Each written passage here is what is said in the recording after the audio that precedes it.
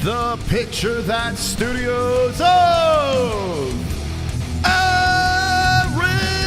Arizona. Shocking knockout at UFC 292. Sterling versus O'Malley.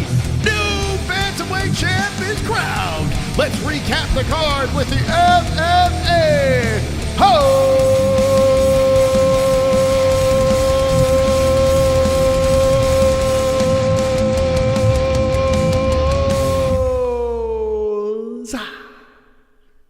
Wonderful, wonderful.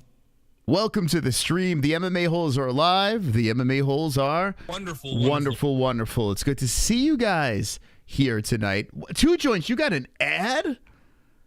That is an impossibility. That's an absolute impossibility. This channel is not. Let's see. Oh my God, it's amazing. That's crazy. It's crazy. It's red panty night. Well, we'll see. You got two ads or AIDS. Thank you guys for stopping by. We're gonna recap UFC 292. Please deposit your like in the box. Hey Gondo, how's it going? My name is Chris, Mystic Moss, King of the Dragons, and I will be your host for the evening as we navigate through the card that happened on Saturday night. A massive performance by Sugar Sean O'Malley. I'm going to play a couple of, we're going to look at the post-fight media scrum from that situation. I saw bits and pieces of that. We'll break that down as we get to see Sean O'Malley. Bang, belt next to him. Still wild to me. Like it's really quite interesting to see Sean O'Malley as the champ. I will eat crow. If you'd like to rub it into my face, you could rub it into my face because yes, I did pick Aljamain Sterling. I was fairly confident about my prediction, and then pa-boom, Sean O'Malley knocks him out in the second round. We'll discuss that. And what else will we discuss? We'll discuss Ian Gary and his herpes. We'll discuss, what else? Zhang Weili and her dominating performance, all that fun stuff. And we'll blast through the card, and we'll get to it tonight on the MMA Holes. It's a very exciting night because we do have a new champion, so we're going to dive into that. Make sure you are ready for some delightful entertainment. I want to give a shout out to our sponsors, MyBookie.ag. The promo code is MMAHOLES for a 50% match on your first deposit. So if you deposit on MyBookie.ag, bang, 50% match for you. Use code MMAHOLES. Do it responsibly and don't bet on Aljamain Sterling. Millions, shout out to Millions over there. I got a call with them tomorrow. We'll see what's going down. But Millions got a whole plethora of UFC fighters and athletes from all the sports, and you guys can get their swag, you guys can get their autographs and all that fun stuff. So just click the link in the description, and it's a great gift. It's a great gift for people as well. If you want to get them some merchandise, or if you want to get people, a surprise autograph, Millions. That's the way to do it. Link in the description. And thank you to everyone who ordered UFC 292 through our pay-per-view link, the ESPN Plus link. The Contender Series is on tomorrow if you want to watch that. If you want to watch any other UFC events, the link is in the description. Click it, and we get a little commissione. How's everyone doing in the chat today? I'm delightful, and I hope you are well as well. You're well as... Wonderful. We got Pulse coming in with the first dono of the evening. Happy 7-year anniversary. I've been here since almost the beginning. And man, what a hell of a trip it's been. Raising my champagne glass to say cheers, and here's to another 7 years on YouTube. And please don't forget us little PPA when you get 100k subs. Well, thank you very much, Pulse, for bringing that up. I appreciate that. I wasn't sure what I was going to do. Tomorrow night we'll be live for the Contender Series. We're not doing fucking Top Dog stuff. Tomorrow night, we're doing the Contender Series, so we will be live on our anniversary, birthday, whatever you'd like to call it. 7 years is tomorrow, and it is crazy to think about. 7 years of YouTube. How many hours and years have we been just grinding on this channel and putting out content, growing a community, 81,000 strong. Thank you, Pulse. I appreciate that. It's a beautiful thing. It really is. It gave me a family. It gave me a new home. It gave me a beautiful community out there. It's been nothing but joy for the whole 7 years. So thank you guys for being a part of it. Thank you. Wonderful. We've seen a lot of channels come and go. People start up, give up. We've seen people be successful. We've seen people fall on their faces. And it's just weird as we're just kind of trucking along and we're just seeing all this crap going on around us. We've seen the MMA YouTube space grow tremendously. When we started, it wasn't even there was nothing there. It was like tumbleweeds and Joe Rogan. It was nuts. You had a couple of media outlets. You kind of had a couple of rogue shows here and there that just weren't really doing anything. And yeah, it's kind of cool to be part of the growth of MMA YouTube. It's pretty nuts to think about. All right, enough nostalgia. Thank you, Pulse. Appreciate you. Let's talk about this card, and we're going to fire through it quickly and get to the good stuff. We'll, of course, finish up with the O'Malley. I mean, we're going to spend a lot of time on O'Malley because it's pretty spectacular what happened. One thing I do want to say. The comparisons to Conor McGregor need to stop. He's got a chest tattoo. He has a heavy right hand instead of a left hand. But like the comparisons they're getting silly. And I saw the one where like they have the Jose Aldo knockout and the Aljamain Sterling knockout. Just stop. Just let Sean O'Malley be Sean O'Malley. He's way different. He's way, way, way different. Sean O'Malley is, he's got his own thing going, and it's working very well. And Sean thinks he's going to be a bigger star than Conor McGregor. I say pump the brakes right now, but it's not impossible. With how he is working his merch, with how he's working his social media, dude's going to be a megastar. My question is, like, Sean is getting more confident on the mic, but he still doesn't have that it factor. And you know what I'm saying? Like every once in a while, he'll pull something out of his ass where he sounds, good. He'll have a decent line here or there. But Conor was like banger after banger when he was on the microphone. He knocked out Jose Aldo, the greatest, in 13 seconds. Like what Conor did was it was like super magic. And what Sean is doing is very magical too. But it's a different path. And I want to enjoy it for Sean O'Malley, not the comparisons to Conor. Conor's a crazy cokehead alcoholic right now. We don't even know if he's ever coming back. He says now, beginning of next year, he says the UFC is screwing him. Push him off to the side. Sean O'Malley deserves his spot. Just like what Izzy did. Izzy was getting comparisons. I compared him a little bit to Conor in his path to the belt. But once he got to the belt, it's different. Defending, he has his own personality. So I think we need to pump the brakes. It's kind of annoying. Like, we always have to compare these athletes to other people. Why not just let them be who they are? And Sean O'Malley is unique. He's a unicorn. He's special. And let's enjoy it for what it is. Let's look at this card. Let's go through it. But I was looking, right before we went live, I was looking at, the bonuses. And, by the way, Dana White must have been besides himself. I mean, he couldn't wait to put that belt around his waist. The plan, have Aljo with a quick turnaround, put him in Boston. It's going to be a hostile environment for him, even though he's in the East Coast. It's even more of a head games. Everything was in a way where Sean O'Malley should win this fight. And what did Sean do? He went in there and he seized the moment. So to go in there, finish Aljamain, so not just win a close decision or, whatever. He goes in there and finishes them in the second round. Some are arguing that's a quick stop or whatever. Listen, I get, and this is why I can't compare it to the Jose Aldo knockout. When Conor went in, he sparked him 13 seconds. Aldo hit the floor. The way Conor was fucking throwing his ape hammer fists on him, way different than what happened with Sean O'Malley. Sean O'Malley was trying to whack-a-mole. He was at the carnival. So he's like, what the fuck? I can't knock. Would someone call this fight already? Aljo's like when you run over a bird in the street and it's just flopping around in the street. It's just not dying. That's Aljo. He's just not dying. He's just like, no, I'm still here, bro. And then he stopped the fight. He starts arguing. Way different than the Aldo situation. Still a knockout and still a good stop. I'm sorry. I mean, listen, maybe you could have went a little longer. He rolled over, this and that, but I still feel, you know what? It was close, but still a good stop. So that narrative is gone. I got so much to say about this shit. But anyway, let's look at the bonuses on the card. Okay, let me pull this down over here. Here we go. Bang. Okay. So, performance of the night, Sean O'Malley. Not surprised. In fact, Dana White probably after the fight probably fucking blew him.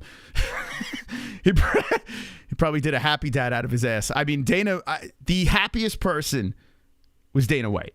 Like, this is perfect for the UFC. And I got to be honest with you, as a fan, it helps. It helps Bantamweight division tremendously.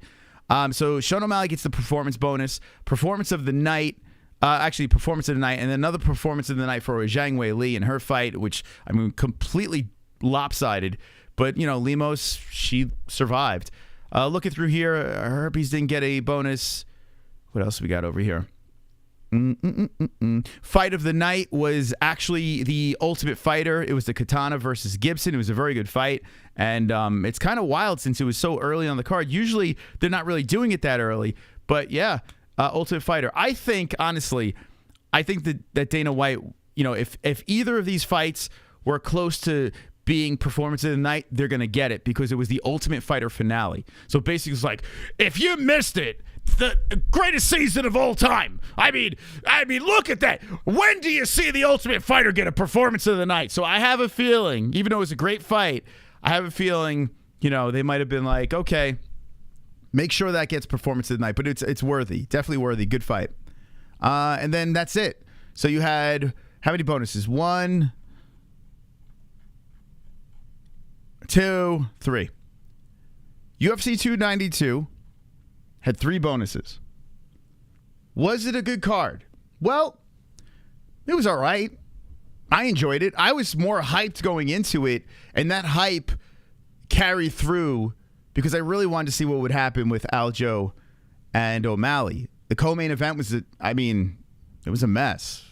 It really was. Co-main event was a mess. It was just Zhang Weili dominating and then like flashes of Lemos doing things, but it was more just domination by China. And I'm happy Zhang Weili won because I'm a fan. But the card was weird. And then like the co-main event happens and we're like, all right, what's going on here? Okay, Aljamain Sterling versus O'Malley. This should be fire. And it was. You know, well, was it? The first round was trash. And then the second round was the knockout. What would I give this card? UFC 292. Fuck, man, this is tough because you had a really nice upset at the end. What would I give this before I dive into all the fights? Man, I would rate it higher before the card than during the card. So I'm going to give it like a 6.7. Go 6.7 on the card. You know, 6.7, fair. Let's see what you guys rank in this card. What are we talking? Out of 10. 1 out of 10, 10 being the best. What are you giving it? A 6.5, 7.5, a 9 out of 10. Oh, what? How does it? I mean, wow, dude, that's absurd. 6.7 sausage nuts, 7.5, a big fat. No, the whole card, not one fight. The whole card, guys. The whole card. Like, you think about it. If you're giving it a 9, that means you're willing to sit through this entire card again. You're willing. You're like, it was so good, I would watch the whole damn thing again. I mean, come on, guys. Let's see. We all agree about 6 out of 10. I mean, yeah, I feel like it's fair. 5.5. You know, I honestly, like, O'Malley did save it. Don't get me wrong. O'Malley did save it.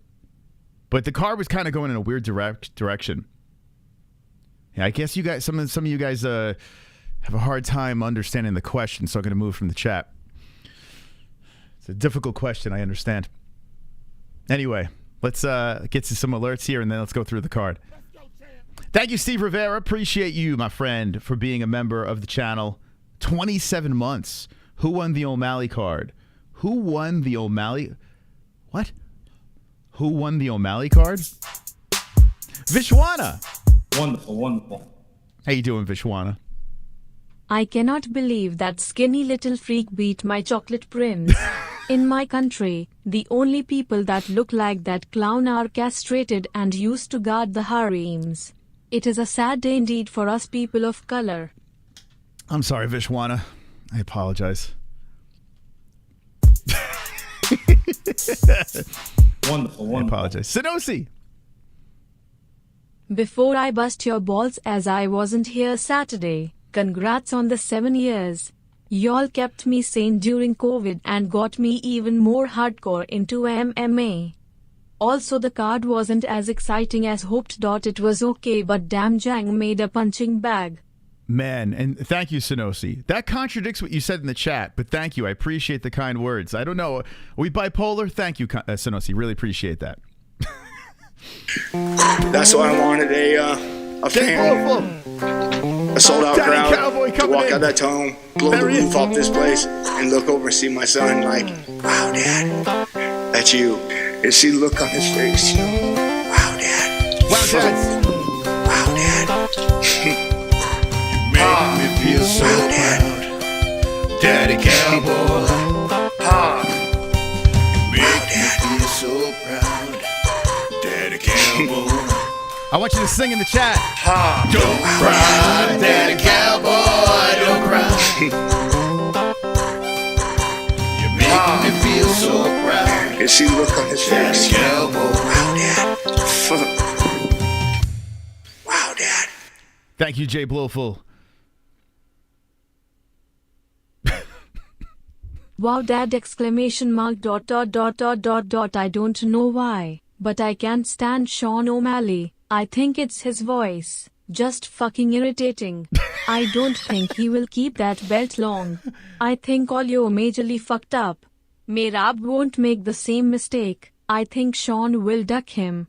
Okay, we're going to get into the matchups and all that stuff as well, and I appreciate that. I was listening back to the stream at the gym, and I was dying laughing. Like the train of Daddy Cowboys. Like in the moment, I was like, man, we need to stop this because I got to fucking get into this Weidman fight. And then you guys just kept on spamming the Daddy Cowboy. But I was listening back, dude, it was hilarious. And the fact that people are getting so mad, it is pretty funny. Thank you for the Daddy Cowboy. I got a request from my mom. We need to move that song to a higher donation because she said it just out of nowhere. It just jumped into her mind and she was like singing it. Like out of nowhere, just Daddy Cowboy jumped into her. And then I'm thinking to myself, if it's jumping into people's heads, at times it's not supposed to. That means it's a banger, right? So Daddy Cowboy stays. It was getting me too, though. On Saturday, I was like, oh, fucking hell, guys. But you know what? It's a beautiful song. It's a sad song. Anyway. Thank you. Jay Blowful was talking about Sean O'Malley's voice and him, him finding him irritating. Yes, it's his voice. I've dissected it, and the song is getting a little traction now. People are starting to hit up the song now that Sean O'Malley is the champion. They're like searching Sean, so I'm noticing views are trickling in. But one guy was like, "It's not funny," and it's not. I'm like, God, dude, it's not that fucking serious. It's not. It's just we're just teasing. But it is his voice, and he was born with that voice, and there's nothing we could do about that. You know what I'm saying? There's really nothing we can do, and we can't help Sean O'Malley with that voice. He is cursed with that voice, but the Lord works in mysterious ways, right? So that he was born with that horrific voice, but he was also born with the ability to be the Bantamweight champ. So I ask you in the chat, what would you do? Would you take that voice to be the Bantamweight champ? I don't know if I could. I don't know if I could, but now he's gonna be a gazillionaire. This guy's gonna be loaded, he's already got a ton of money and property. He probably could retire now, realistically. Become a gamer, hang out with the Nilk boys and shit like that. I don't know, man. I don't know if I could do it because you got to think about this. You got to grow up with that voice, tortured throughout high school. I don't know if I could do it. It's like really selling your soul, but it works out great in the long run. I don't know. Chat, what would you do? Would you say, some people in the chat probably have that voice, so they'll be like, of course, I bet, yeah, people with fucked up voices would be like, yeah, I do it. Because you already have a fucked up voice. It would be a good story, though. Merab comes back to avenge his boyfriend. Yeah, we're going to get to that. We're going to get to all that. I sold my soul. Uncle Mike, you going to sell your soul? I'll sell my soul, my voice. Yeah, see, I knew it. I fucking... See, that's not fair. That's not... I get it. Like I said before, I've even said in the lead up, I've been hard on Sean O'Malley. It's been a roller coaster ride with this guy because the Contender Series, I was all in, and then he kind of annoyed me. And then I thought he was kind of overrated. And then I was realizing, like, all in hindsight, I look back and I'm like, fuck, this is Israel Adesanya all over again.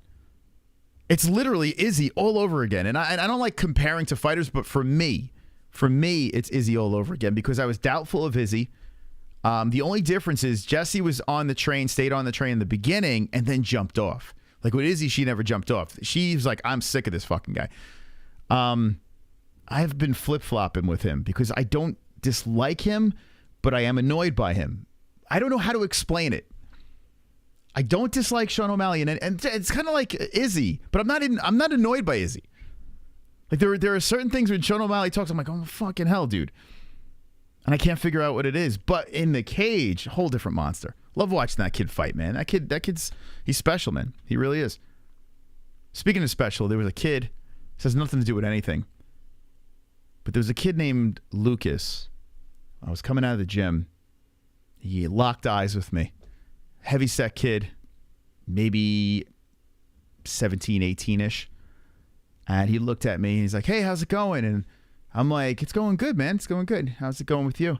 He's like, it's going good. He's like, so what's going on? And I'm like, not much. I'm like, you get a good workout today? You get a good sweat in? And he looks at me and he's like, yeah, my armpits. And then I immediately realized, thank you, 2 joints. Yeah, he was slow. There was something wrong with him. As soon as he said, yeah, my armpits, I was like, oh shit, there's something wrong with this kid. So I was like, oh, cool, man. I'm like, well, you know, if your armpits are sweating, you're doing it right, bud. You're doing it right. And he's like, yeah, I know. And he's like, so how's everything going? And like, he asked that already. And I was like, yeah, it's going great, man. It's going really good. And I'm like, what's your name? And he's like, Lucas. And I'm like, oh, hey, Lucas, I'm Chris. And I was like, that's a nice name. That's my nephew's name. It's my godson's name, Lucas. He's like, really? Like it was the most exciting thing in the world. And it was just such a sweet conversation, you know? I was just like, well, Lucas, I got to run, man, but it was a pleasure meeting you. And he just kind of trots off to the bench and he starts talking to another stranger. It was fucking cool, man. It was so cool. I felt so bad for him because he was a sweetheart. But like the dad in me came out and I was just like, man, I just want to fucking give this kid a hug. You know, I felt terrible for him. Just a sweet soul. So Lucas out there, I know you're not watching this because I would never tell you what I do for a living. But nice to meet you. Thank you. That's my Lucas story. Thank you. Now, 2 joints. I bet you feel like a real piece of shit making fun of autism. I don't know if it was autism, but he had something going on. Anyway, that's my story. I'm the greatest warrior. I'm the greatest fighter of all time. And I believe that with my heart because I never stop coming. Uh-oh. You're going to have to put me to sleep or knock me the fuck out to get me to stop coming. Because I never stop coming.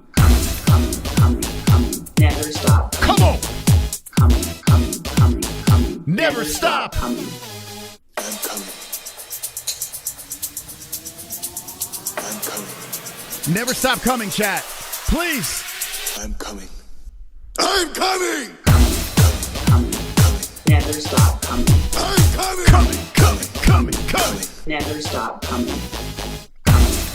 Coming. Never stop coming. Never stop coming, chat. Never. Coming. Never stop coming. Money Sanosi. I blessed I for my red panty night. I warned you not to put $100 on Friday. Reminder to all, pick your unders carefully and if Moss says they have 0 chance to win, well Plaza says Strickland has a 0 chance. I want more money. Start of white trash champ streak. There we go. Man, if Sean Strickland, I tell you what. So thank you, Sanosi, for the donation. I appreciate that. Listen, everyone has their losing streaks, and this is mine. This is a losing streak for me. It's okay. My line of work, 7 years. I'm very confident about my long-term line of work. But 2023, I was thinking back. I was thinking about Kamaru Usman.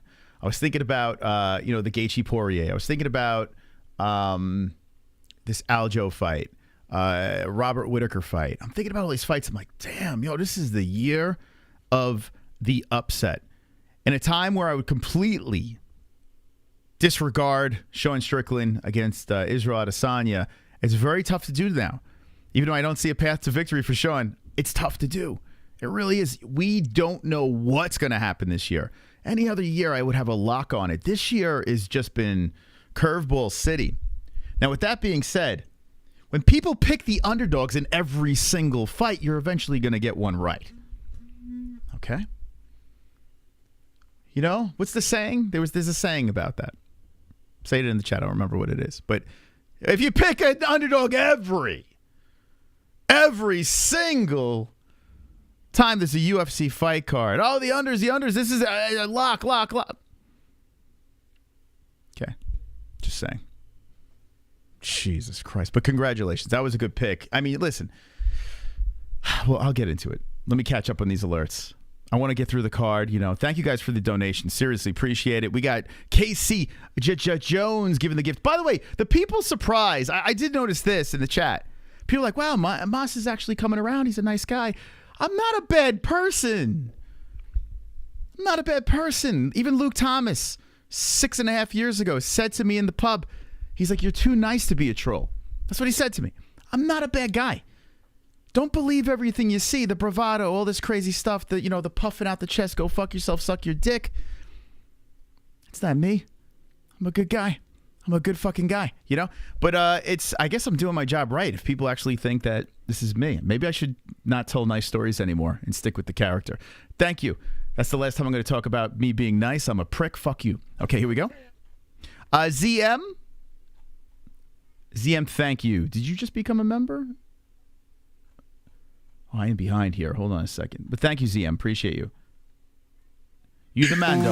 That's why I wanted a fan, a sold-out crowd to walk out that tunnel, blow the roof off this place, and look over and see my son like, wow, Dad, that's you. And see the look on his face, you know, wow, Dad. All right, guys. You make me feel so proud, Daddy Cowboy. You make me feel so proud, Daddy Cowboy. Don't cry, Daddy Cowboy, don't cry. You make me feel so proud. And see the look on his face, Daddy Cowboy. wow, Dad. Wow, Dad.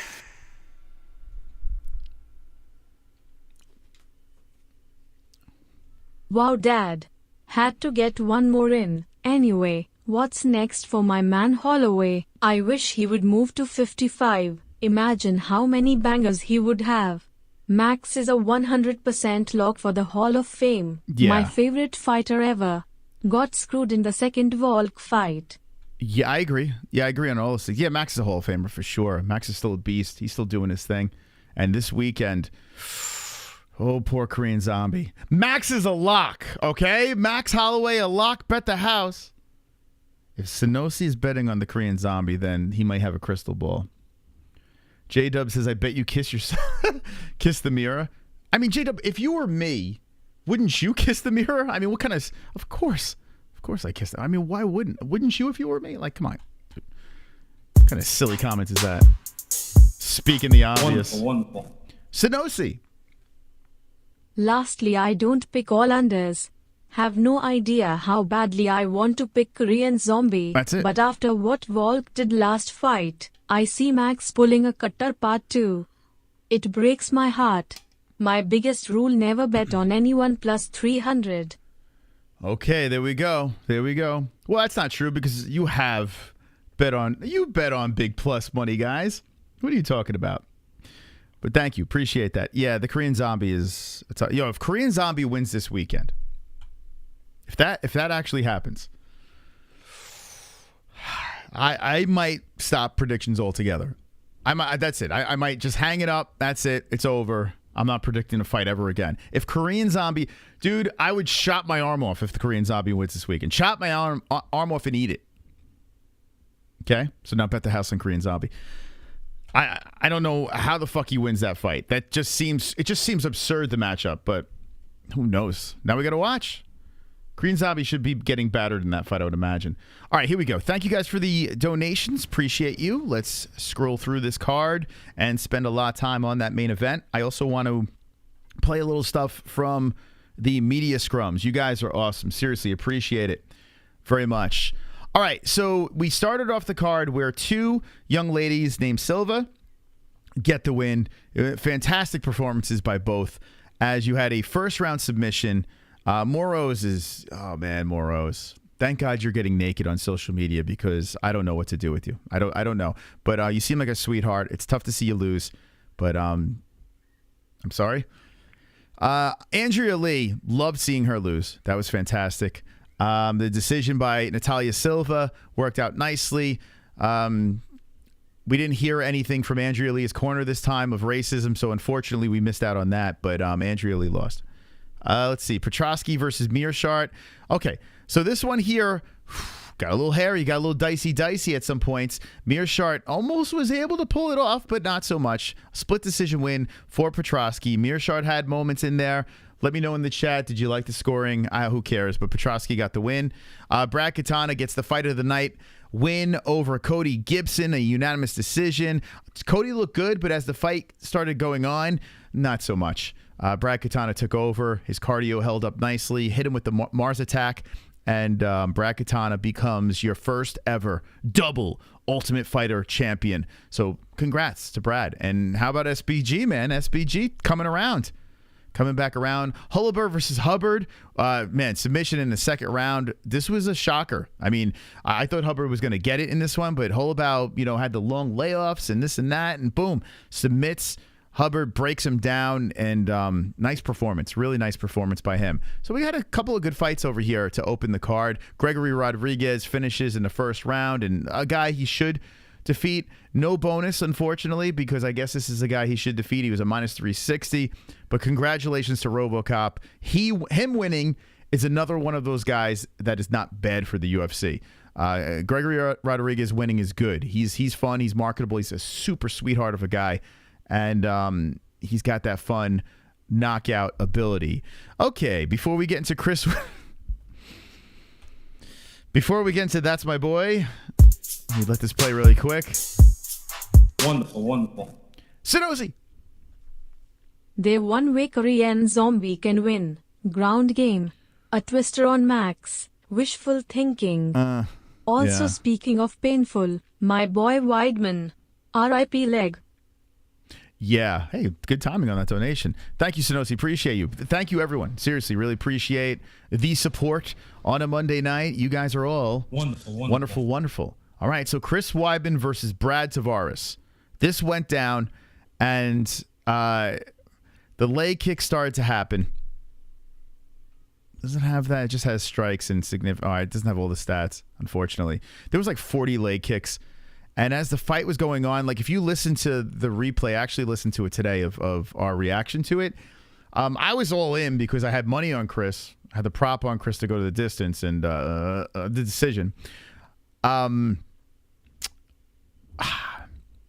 Tavares coming out of Las Vegas, Extreme Couture.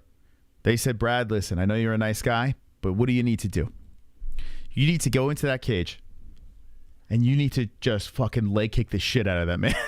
The most vicious game plan of all time. And how could you blame them, right? Go in there and just leg kick him until he starts second guessing himself. So Brad Tavares says, okay. All right, guys. I'm going to go in that octagon, even though I like Chris Weidman, and I'm going to fucking leg kick the shit out of him. And it was like, and Weidman just eating them left and right. It's just like he's stepping on landmines. Just like, ow, ow, ow. It's like he's walking on a hot coal, like, what was that, fire? What do they do when they're doing those dances and shit, those tribal dances, and they're walking on the fire and shit? Look at Weidman's walking on a hot, sandy beach. Like, he's just like, and he's trying to come forward and swing and trying to go for takedowns. It was just a fucking hot mess. What we saw on Saturday night was the end of Chris Weidman, the end of an era, the end of Mr. America, the All-American. It was a sad night. It was a depressing night. And to make it even worse, Chris Weidman was escorted out of the octagon by Brad Tavares. Brad Tavares had Chris Weidman's arm around. And Brad Tavares, let me see if I can find this video real quick. And one's in the chat if you've seen this. I was watching this. I was like, is this real life? It was kind of like that movie Warrior. Spoiler alert. You guys ever see that movie with Tom Hardy, Warrior? Probably still one of the best MMA movies out there. I thoroughly enjoyed Warrior. A little far-fetched, but fun movie.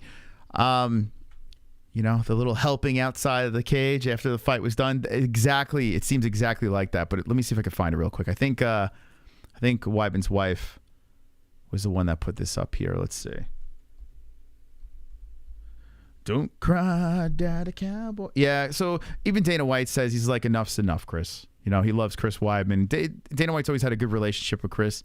You know, the team, Longo, Sarah, always had a good relationship with him. And yeah, listen, come on. What more do you have to do? You did what you had to do. You tried to get back in there after a tough injury. And after watching that fight, could you imagine what Adesanya would do to this dude? Like, it's just not good.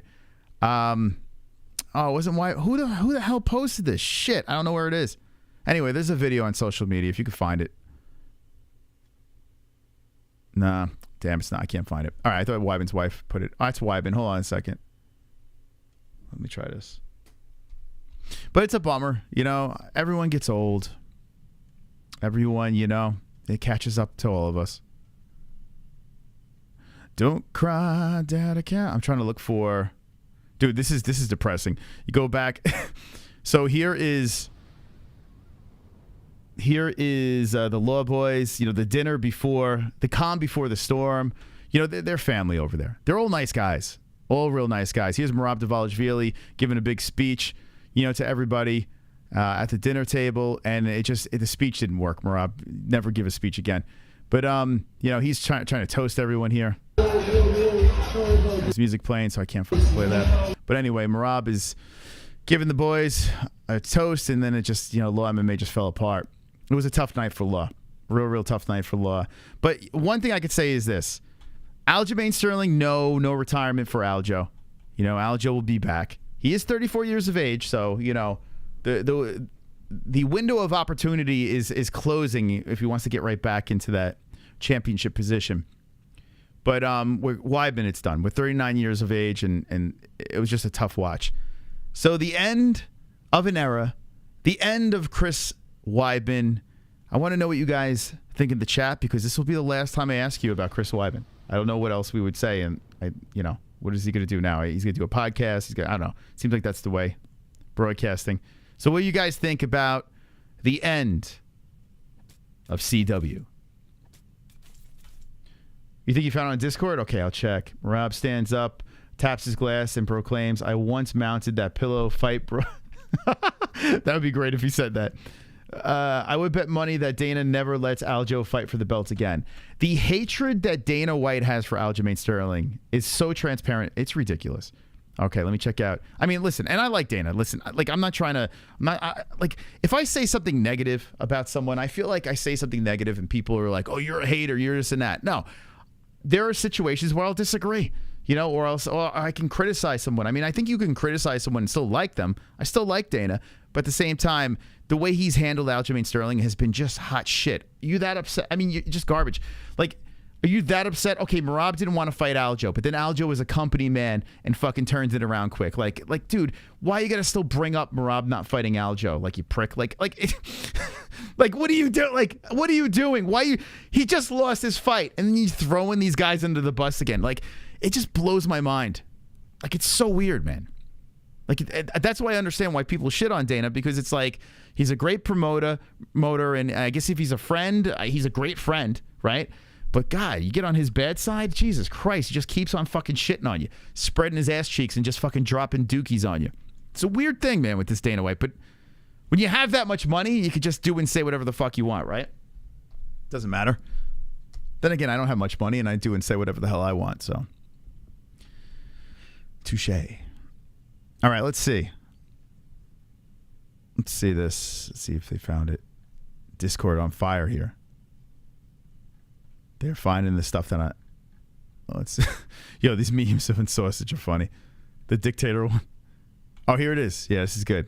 Boom. Boom shalaka laka. Yeah, Little Seal got it here. Hold on a sec. Let me pull this up. Don't cry, Daddy Cowboy. Don't cry. Oh, boy. Here we go. Yeah, check this out. All right, so here's CW. He's getting helped out of the cage, right? They're saying he's got these tears, and he's probably going to have to go through another surgery, which is nuts, since he had like 8 surgeries already. Here's CW coming out. Everyone's got their camera phones out, and there's Brad Tavares. There's big Brad Tavares, right? Chris Weidman's arms, and he's like, thanks, bro, for helping me out of the cage, even though you beat the fuck out of me. But it's good sportsmanship, and this is straight out of the movie Warrior, except they're not brothers. It's pretty wild to see this. Those that have seen the movie Warrior will be like, oh shit, that's the same fucking thing. So it's kind of cool, you know, to see the sportsmanship here. But this is where it gets really weird, right? Yeah, Weidman's limping out of there, and here comes his kid and his daughter and his was that his daughter or his wife? I don't even know, but it's his family. I think it's maybe his wife. It'd be pretty tall if it's his daughter. Oh, there's his wife. Oh shit, that is his daughter. Fuck, she's tall. Is that his daughter? I don't know who the hell that is, but anyway, that's his family because his wife is right over there. And Mrs. Weidman all close to Brad Tavares, and Tavares is all awkward here. He's like, what do you think Brad's saying to his family? I'm so sorry. Like, the least I could do is drag your husband out of the cage. Dude, what is being said here? What a game.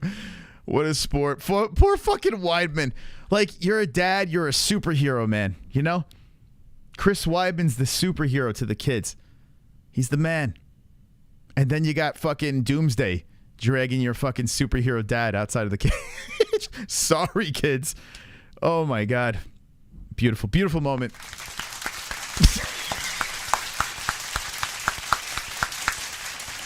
Wonderful. Beautiful moment. Who won the O'Malley autographed Wednesday night? So you still have a chance to win this thing. Go back to the fucking... Listen, let me just say this. If you want to know how to win this card, just go back to our UFC 292 Fight Buddies, okay, Saturday night stream. I say it a gazillion times throughout the stream. Even in the beginning, you'll find out how to win this thing. And put your submission in. You still have a chance to win this. Wednesday, we'll draw it after the Sam Alvey interview, okay? Brad should have read the room. Yeah, what do? Do you drop him there and be like, all right, hang out with your family? It's such a weird... We see that a lot, you know, or usually it's behind the scenes, right? Where they're showing respect, the family's there, and it's all weird. You know, the mother of the fighter that you just beat the shit out of, you got to say, I'm sorry. Like Tyron Woodley's mom. Like, it's such a weird thing. But this one, even more weird, because you got Chris Weidman being escorted out of the cage by the guy that literally was leg kicking. Dude had a major leg surgery. I don't blame Tavares for doing it. He's not wrong in any way, you know, for leg kicking. I mean, what any normal person would do that, right? Dude, it's so fucking crazy, man. What a sport. So there they are. Good job, Brad. Real man. Real man. There you go. Hug the family. See Chris Weidman's wife go up and kiss Brad Tavares. I start hugging him. All right, I'm sorry, Chris. Don't fuck me up. Even with 2 bad legs, Chris could kill me. All right, anyway, that's the end of Chris Weidman in the UFC, but I'm sure he'll do some cool things. He's friends with Kevin James. Maybe he'll have a sitcom. He's a funny guy. Masa and Jess autograph vape pen. Yo, we got the vape pen too. We'll autograph that shit, but that'd be worth way more than the O'Malley card. So I wouldn't want to. I got to be honest here. I wouldn't want to overshadow the value of this card, so I wouldn't autograph it. You know. Okay, so that's Chris Weidman, and that was a bummer. All right, Chito Vera had a fight against Pedro Munoz, and he did enough to win the fight. You know, he did enough to win this fight over here. I want to look at the scorecards, but he got the decision, the unanimous. You look at it like 39-38 total strikes. It was pretty much identical, the strikeage for the two of them in the first round. Look at round number 2. Let me look at the significant just for the hell of it. 39-38. I mean, we're the first round was very close. Second round, very close. Look at this, 49-45 in total strikes. Significant the same. And third round... Okay, so third round, more towards Chito's side of things. 53 to 30 in total strikes, which Chito started pulling away in the third, which makes sense, right? Because Chito is the late. He always gets going a little later. It never changes with Marlon Vera. You know, it never changes with this guy. Before I go on about Marlon Vera, let me just say this. I like Marlon Vera. I like him a lot. I like him interviewed. I like any clips are on social media.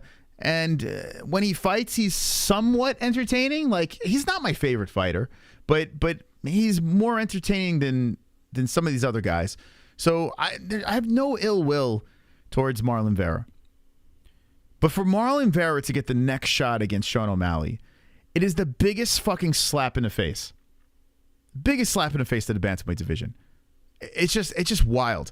Let me look at the rankings real quick over here. I mean, it's just nonsense. And I understand, like in the Discord, we were going back and forth with some peeps about it. And I understand it's business and it's this and that. I got to be honest with you. Sean O'Malley versus Henry Cejudo does way better numbers than Chito Vera.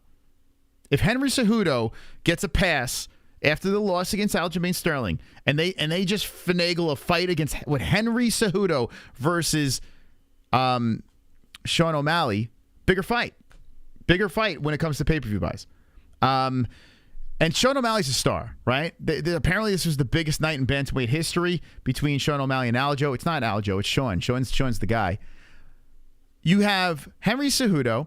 You have Corey Sandhagen, who's injured, but he's another one over there. You could even make an argument for the Peter Yan rematch. You could make that. That's more interesting than the Marlon Vera fight. Marlon Vera just beat a guy that's ranked number 10. Merab Dvalishvili is number 1. If Chito gets this fight at bantamweight, you know, people were scratching their head when Jose Aldo got that fight. Remember when Jose Aldo got the crack after a loss? People were like, wait, hold on a second. How is Aldo getting this fight? That makes way more sense than Vera getting this fight. Coming off of a fucking boring-ass fight with Pedro Munoz. Let's be honest, that fight sucked. That sucked. In what world can we actually make a logical argument? You can't say the pay-per-view buys. You can't say it's going to be a great fight because let's be honest. I mean, the first time it happened, there was an injury. O'Malley got finished, and then O'Malley said that, you know, he's undefeated still, and the people gobbled it up and believed him, and that whole thing happened. Even the storyline over there, who gives a fuck? We need to see a little bit more from Marlon for him to be able to skip that line, you know. And even Chito at the media scrum was like, "I think this guy's in love with me." Great line. I mean, listen, would Chito, of course, would take the opportunity. Why wouldn't he? Beat him the first time, right? No one wants to see Merab. Well, tough shit. He's number 1. He's literally the number 1 contender. And let's be serious here. He's the best bantamweight in the division right now. Other than your champion, Merab Dvalishvili is light years better than all these motherfuckers. Whether you like his style or not, he's way better than any of them. I understand why Sean O'Malley does not want to fight Merab. I get it. Trust me, I get this. From a Conor McGregor fan, seeing him going into a fight against Khabib Nurmagomedov, who was a weight class higher, Merab is a smaller man. He's a smaller man than Sean, right? But it's weird to see Sean dodge a little guy like Merab. It's weird to see fans saying, I don't want to see that fight. I don't want to see that fight because you're afraid that Sean's going to lose to this guy. Listen, if Sean goes in there and starches Merab, dude, that is some fucking, dude, that is massive. Sean goes in there and let's be honest, Merab Dvalishvili is Georgian. His people come, these people show up. You've seen, oh, Merab doesn't have a fucking fan base. Are you out of your mind? This Georgia motherfucker's got an army. If Merab is going to be fighting for that belt, they're going to flash to Georgia, and there's going to be fucking a stadium full of people going crazy for Merab. The pay-per-views will be fine. The problem is this. The UFC does not want to have this happen. And the perfect example is Dana White at the media scrum. When no one asked him about Merab or anything like that, Dana White basically made mention of Merab not wanting to fight the champ. He purposely slipped that into one of the answers, a question that wasn't even asked. Dana I wouldn't be surprised if you find Merab dead somewhere. Dana might put a hit on this guy. Because Merab Dvalishvili could literally ruin the UFC's plans. I would not be surprised if Dana calls the Fertittas and says, hey, guys, listen, you still have those connections? I wouldn't be surprised if Dana White called me up because I know Angel Gotti now. Hey, can you pull a couple of strings? Can you get rid of this guy? Merab Dvalishvili is the thorn in the plan for the UFC and the Sean O'Malley train. And I understand, if you're a Sugar fan, I get it, man. You don't want this guy to fight. Because if this little guy goes in there and humps the fuck out of Sean O'Malley and dominates him, everything falls apart. The big machine falls apart. Sean O'Malley, who's talking about fighting Gervonta Davis and this and that, no one will give a fuck anymore because he's not the champ anymore. We're going to talk about matchups, but there are things that have to happen here. And there are ways around Merab that the UFC can go, but Cheeto is not the way. Not yet. If Cheeto fucking wins again, we can start talking about that, but Cheeto's not there yet. He's not. So let's pump the brakes on Cheeto. If the UFC makes that fight, I don't know what the fuck we're doing anymore. I honestly don't know. Like, seriously. UFC has made some suspect fights. That one makes 0 sense. 0 cents. Anyway, let's get to the Ian Gary. We're going to get to Sean O'Malley. We're going to really spend some time on Sean because he is the man of the hour for sure. The fight between Batista and Blackshear, there have been a lot of arguing online. People saying Blackshear won that fight. I think Batista won. It was all right. Like, it was a decent scrap back and forth with these guys. You know, these guys were like two feral animals throughout. And Batista did just enough to get the edge on Blackshear, in my opinion, over here. But it was a close fight and a very good performance by Blackshear. He doesn't lose any stock. This guy came in on 7 days' notice after a twister finish. You know, Blackshear's a beast. Can't wait to see this guy fight again. I don't think either guy loses, but congratulations to Batista. He's another guy to look out for. Before we get to Machado Gary and Neil Magny, let's catch up on alerts. Super chat. What if they KO them and then Riz Mama? Nature. What if they KO them and then Riz Mama? So you're saying beat your opponent, right? And then Riz Mom and try to run off with their mom? That would... super chat. Stormy Daniels? Aljastain is a bum. Aljastain is a bum. Thank you. Thank you.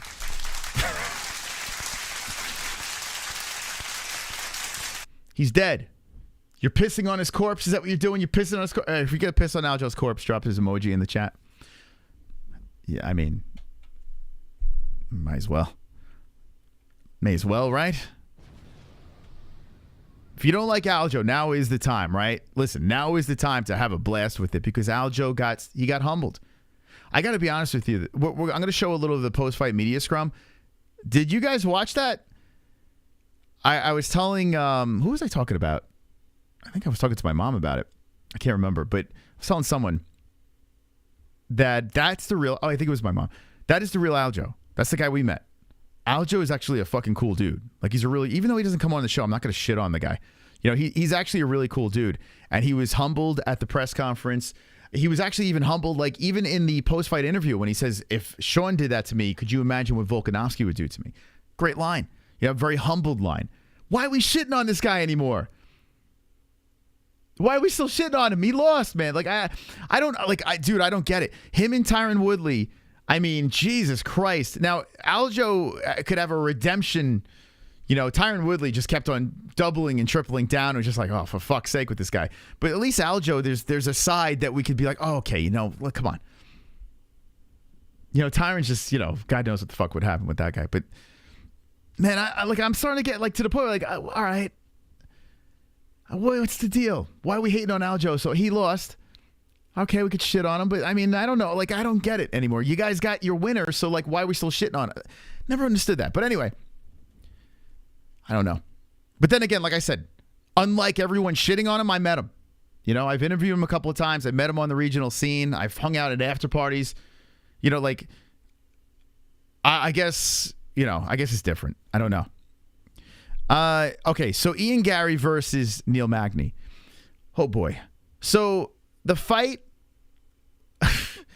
it wasn't the best. It really wasn't the best fight, but it was a strong performance by Ian. He didn't want to play on the ground with Magny, and I understand why he didn't want to do that. Neil Magny went in there and, he did everything he could to make it as competitive as possible. But let's look at the stats here. A first round, 33-22 in favor of Ian. He even had a takedown in there on Magny. 35-15 in favor of Ian Gary.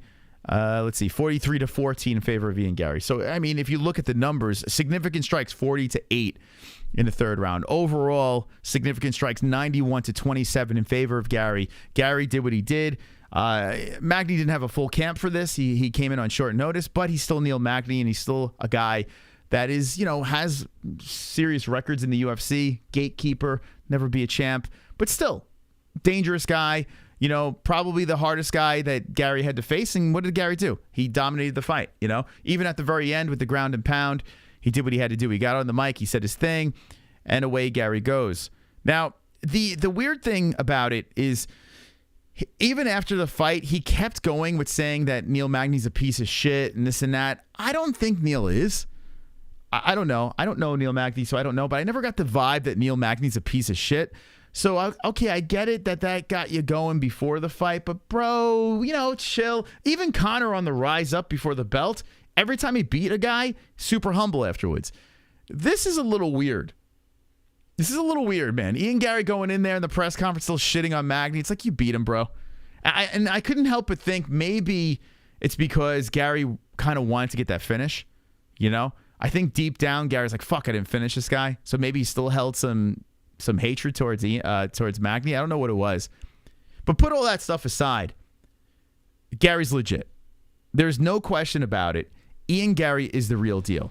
And to the knuckleheads out there that are questioning this, man, no, this guy's a top welterweight. He is. The kid has proved himself. His social media is blowing up. He's saying what he has to do to get the fights he wants. He's going in there and dominating. He could finish guys. He could dominate 3 rounds. The kid's good. And now he wants to tighten up his grappling and all this fun stuff. Dude, the sky's the limit for him. He's got the Irish backing him up. The kid's good. The kid's good all over. And do I think he's going to be a future champ? It's really tough for me to say. He's trained with Shavkat, so he's been in there with Shavkat. He kind of knows what Shavkat is like. So I'm really curious to know behind the scenes, like, how does he fare against a guy like that? But, the Colby Covingtons, the Leon Edwards, he calls out Wonderboy. Apparently, Wonderboy shot it down. I don't know how true that is, but that's interesting. I get why Wonderboy shot down, the fight where his opponent missed weight.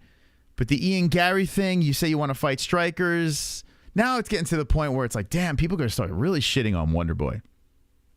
What do you guys think? Bilal Muhammad is interesting. Yeah, top 5 barring.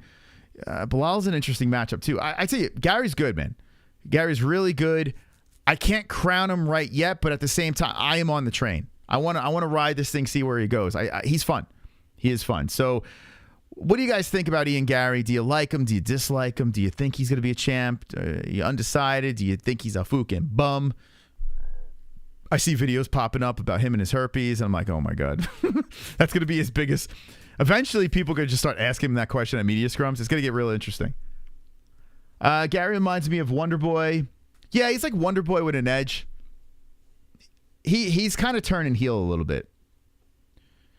Ashy Larry Gary different. Colby puts him on his back for 5 rounds. I tell you what. I think Colby can't get him down, but I am not confident. 5 rounds of Colby. I'm not confident on that.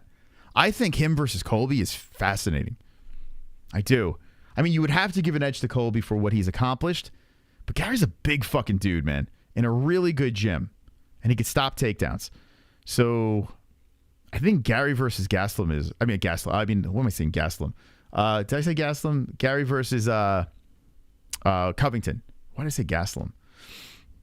Although Gastelum is a welterweight now. That's actually a pretty interesting fight. Gary versus Covington is fast. There's so many fascinating fights in front of him now. But when it comes to matchups, I'm not going to spend the whole show. We'll spend another show on that because I do want to talk about the co-main and the main. He would get chain wrestled to death. Man, do you know what gym he's at? I don't think you guys are familiar with the gym. He's in a very good gym with a bunch of fucking wrestlers. And now he wants to tighten up his jiu-jitsu too, which is interesting. But, I mean, in his corner is Gilbert Burns. Like, I don't think you guys realize who he trains with. Like, I don't think you realize, like, this is different than Conor. Just like Sean O'Malley's different than Conor, Ian's different than Conor. Even though he pulls a couple of the same lines, this dude is in a gym that is, like, full of killers. Like, you turn around, you throw a rock, you're going to hit a killer over there. So, you know, with the Michael Chandlers, the fucking Gilbert Burnses and Shavkats, and I mean, there's a lot of nasty guys over there. Yeah, Ian's in the right hands. I think that's why I'm on the train with Ian Gary, because I do feel he's got the right people around him. I do. He trained with Chris Curtis. Yeah, he trained with Chris and broke his fucking rib. But yeah, so I'm in. You know, I'm not going to hate on Ian much. You know, if he says something stupid, I'll call him out for it. But other than that, I think the kid's doing everything right. So congratulations to Ian Gary on his big win. Thank you, Squad Ward, for being a champ. He says, I'm a champ 3 months in a row. Thank you. Not much to say here. Not much to go crazy about over here. Zhang Weili is an animal. 296 total strikes to 29. A complete domination. There has to be some sort of record here. 5-round fight and a championship fight. This lopsided in the scores. I mean, Jesus. You saw the takedowns. You saw the striking. You saw everything that Zhang does well. She did here. She did get clipped. She did get caught in a couple of uncomfortable positions against a woman that's very strong in Lemos. Oh, by the way, did you see Holly Holmes fight? Her last fight? Did you see who got popped for steroids? Did you see this? God. Blanca from Street Fighter. Did you see this? Oh my God. I guess it's a conversation for another time. It just jumped in my head now. But anyway, Lemos is a very strong young lady. She went the distance with Zhang, and she was showing that she had potential danger in her grappling or striking, but Zhang was never phased. Dominated. Got a performance bonus, and I want Zhang to win every time she steps in that cage. Love watching her fight. Sweetheart, learning English. Nothing bad to say about Zhang Weili. Big fan of her, so congratulations. Yeah, Buena Silva. She popped for Adderall. I was like, holy shit. So Holly Holm, it's crazy, man. Anyway, yeah. Sorry, I got sidetracked for a sec. Here we go. Main event. Okay. You ready, guys? Wonderful. Are you ready? B-Man. WW. Thank you, B-Man, for the donation. Appreciate it.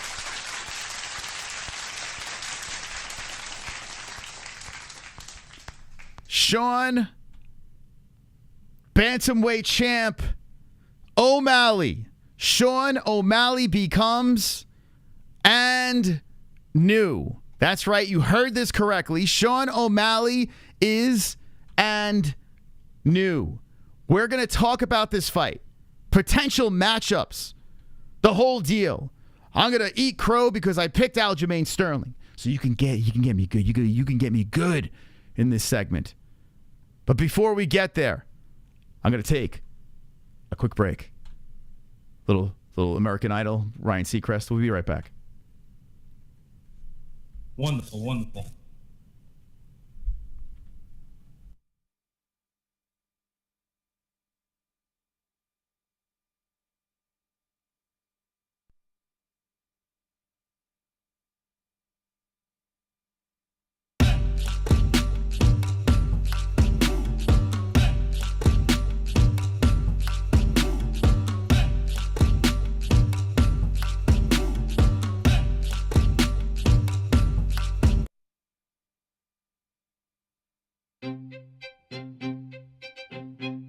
Do you feel that the UFC is doing your favorite fighter dirty and not paying them enough? Well, I understand. They need to be paid appropriately. They put their lives in danger inside a cage and compete in their underwear. And that's not easy to do. You can make a difference by going to millions.co, link in the description. If you're a creep or a pervert, you can get a signed, fight, used, and worn bra. If you're a normal human being, you can get a signed hat or signed gloves. Anything is possible at Millions. So click that link, change a fighter's life. And if you don't, well, stop bitching and complaining about fighter pay.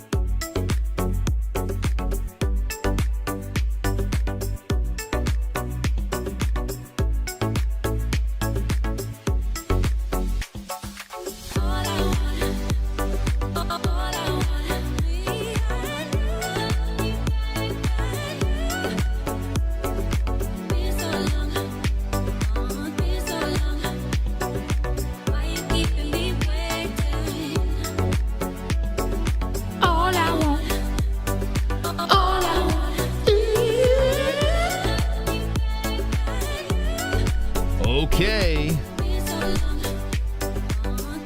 Thank you to our sponsors, baby. Thank you, thank you. Why you keeping me waiting? All right, so tomorrow night we're going to be doing the Contender Series, so make sure you subscribe, notification bell clicked, as we react to the prospects coming in, and we have a lot of Contender Series contestants coming on the show talking about their march into the UFC. But tonight, we're going to talk about a Contender Series guy named Sean O'Malley, who goes in there, second round, finish, jumps the fence. Steve will do it, sucks his dick, and throws him a happy dad. He drinks that happy dad. He enjoys that happy. I mean, that's the last thing I would want. Listen, I don't think happy dad's that bad, but the last thing I would want right there is a fucking happy dad. But he got it, you know, a little endorsement over there. Steve will do it, throws it over to him. Aljamain Sterling and him throw down in the first, a very feeling out first round between the two. Wasn't exciting, but there was something about it. There was still that buzz in the air because you do know that O'Malley has that killer power in the right hand. And you do know Aljo's grappling could be a massive problem for a guy like Sean O'Malley. So there was always that element of, what if Aljo gets his back? What if Sean O'Malley, you know, clips him? So even with that first round happening, we still had something to look forward to in that second, right? What I was wondering after the first round went down was who won it, okay? You look at the first round here, okay? And how about this? So 20-8 in total strikes. I mean, that's not very many strikes. Significant strikes, 13-8, okay? And a lot of that is because of the end of the round. What happened at the end of the round swung in Aljo's favor. But majority of it was very, very close. And I was curious, like, what would the judges say with a round like the round one? When everyone's saying how if it went the distance, that Sean O'Malley would be a lock with the judges, the crowd going crazy. Well, we looked at the scores, and all three judges said that Sean O'Malley, here we go, lost the first round, okay? All three judges said Sean O'Malley lost the first round, which kind of shocks me because I did think at least one judge, the way judging was going on Saturday, Sal D'Amato and Chris Lee being there, you know, I thought for sure at least one judge would have said, you know, Sean got that round. But they all said Aljo got that first. So if everything went as planned for Aljamain Sterling, okay, if he fought the rest of the fight like he fought in that first round, it would have been a sweep for Aljo. A clean sweep. But that's not what happened. We go into the second round. Aljo aborts mission and decides to say, you know what? I'm going to make this a little more interesting. You know, and in the lead up, and a big misplay by myself. You know, a lot of times when I'm looking at fighters, their mannerisms, and the lead up into like fight week going into the fight, you can pull a lot of information with body language and all this stuff. And I kind of looked past, probably because I've met Aljo and the whole thing. I there was probably bias there, but I looked past the fact that Aljamain Sterling thinks he could finish Sean O'Malley.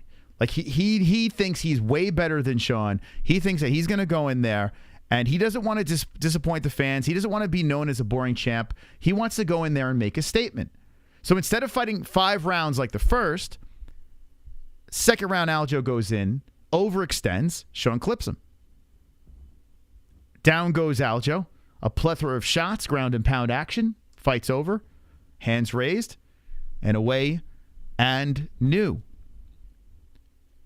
Aljamain Sterling hit the media afterwards and was very emotional. I'm going to play a little bit of that because I want to get your side and I want to play a little Sean's. Sean now with the belt. And what was kind of cool about this was I do like with Sean, I like how he handled the post-fight interview. I like how he was humbled. I like when they put the belt around his waist. He was almost like, oh shit. Like, Sean knew Aljo was the better guy. Sean knew that everyone was picking Aljamain Sterling. But Sean also knew that he had the kiss of death in his hands. And if Aljo made a mistake, he was going to capitalize. If you were to hook Sean O'Malley up to a lie detector, Sean, I mean, and even in the lead up, like he said a lot of nice things about Aljamain Sterling. Sean was aware of this. And I think that's what makes Sean likable. Because there are times where he just admits, he's flawed or another fighter is that good. He doesn't completely shit on his opponents. There are moments of praise. So there is a human side to Sean O'Malley, which makes him a guy you could root for. The flamboyant hair and the theatrics, his squeaky voice, whatever that is, that might turn people off. But I think the charm of Sean O'Malley, the person inside him that's a human, inside of that weird tattooed clown look, that's why people gravitate towards him. So he will be a very successful champ if he could defend his belt. He will be a superstar if he goes over to boxing and competes against Gervonta and all that fun stuff. So he's trying to carve this path for himself and off a massive win.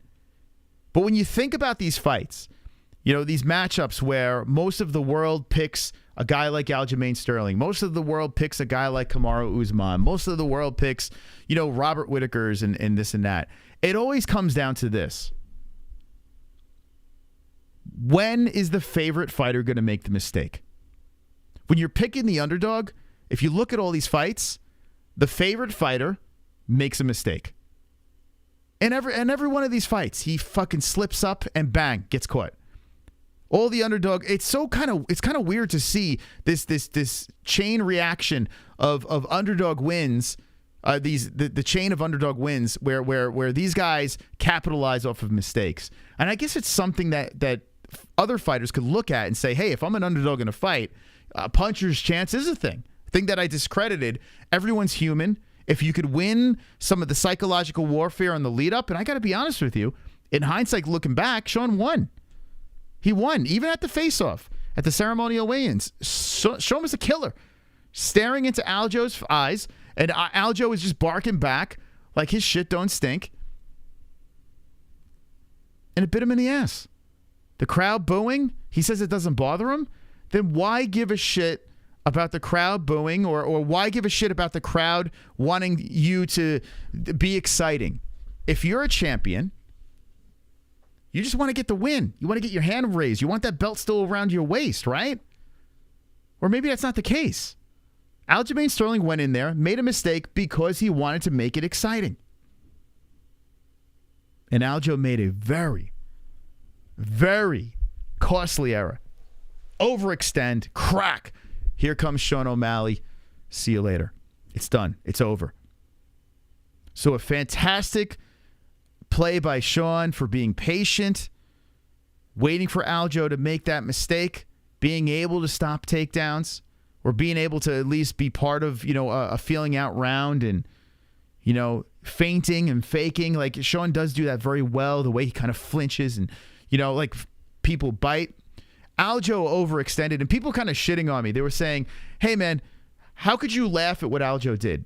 One of the reasons why I was laughing is because I know for a fact Aljo watched back that tape and be like, why did I do that? It was a, oh, fuck, why did I do that moment? You could literally see in Aljo's eyes, he literally watched the right hand come in after he was overextended and closed his eyes so tight as he got cracked. Braced himself. And it's the reason why he didn't get knocked out. Like, he's like, okay, I'm going to fucking brace for this. This is going to suck really bad. And he went down to the ground. He was hurt. And he was able to take all those shots because he knew he made the mistake in the moment. He saw the hand come and he braced himself for it. Another champion making a mistake and paying the price. So now let's listen to the champion, well, the former champ, I should say, that made that mistake. And before we get there, let me catch up on a couple alerts here. That's why I wanted a fan, a sold-out crowd to walk out that tunnel, blow the roof off this place, and look over and see my son like, wow, Dad, that's you. And see the look on his face. Wow, Dad. Wow, Dad. You make me feel so proud, Daddy Cowboy. Sing it! Make me feel so proud, Daddy Cowboy. Don't cry, Daddy Cowboy, don't cry. You make me feel so proud, And see the look on his face. Daddy Cowboy. Wow, Dad. Wow, Dad. Oh, you pain in the ass. No stink breath anymore. Time to suffer moss. No stink breath anymore. What does that even mean? No stink, time to suffer. Oh, stank breath? You're saying because stank breath is gone? Give me that stank breath. I should bring stank breath back. Thank you. Wonderful, wonderful. Of all your fights seen in 7 years full-time watching MMA, was this the biggest shocking win or in the top 5? My top 1 still UE versus Korean Zombie. I think we're going to look back. Thank you, SSSSSANOCI. Thank you, B-Man. Thank you, everyone, for your donations. We're going to look back at 2023. We're kind of taking it for granted right now. We're just kind of like, upset. I won my bet. I made the pick. I knew it. Like, the I knew it's are hilarious. Like, every fight, whether it's just like the I knew. It's like, I got it. You know it. But 2023 is pretty special so far. It really is. Like, maybe we haven't had the best cards of all time, but the upsets, I don't remember a year. Like, we are in August, and the amount of upsets, Izzy versus Pereira, like, or Izzy was the favorite in that, but still, it feels like an upset, you know, since he lost every fucking fight. It's nuts, man. It's really crazy. Like, I listed off a bunch of the fights that completely blew my mind. You know, there are fights where I was convinced. In 7 years of doing this show, there has not been a year where it was this many times where there's no fucking way that under's going to get it. Usually I got my finger on the pulse of it. I don't know. Maybe I'm getting old. I don't know.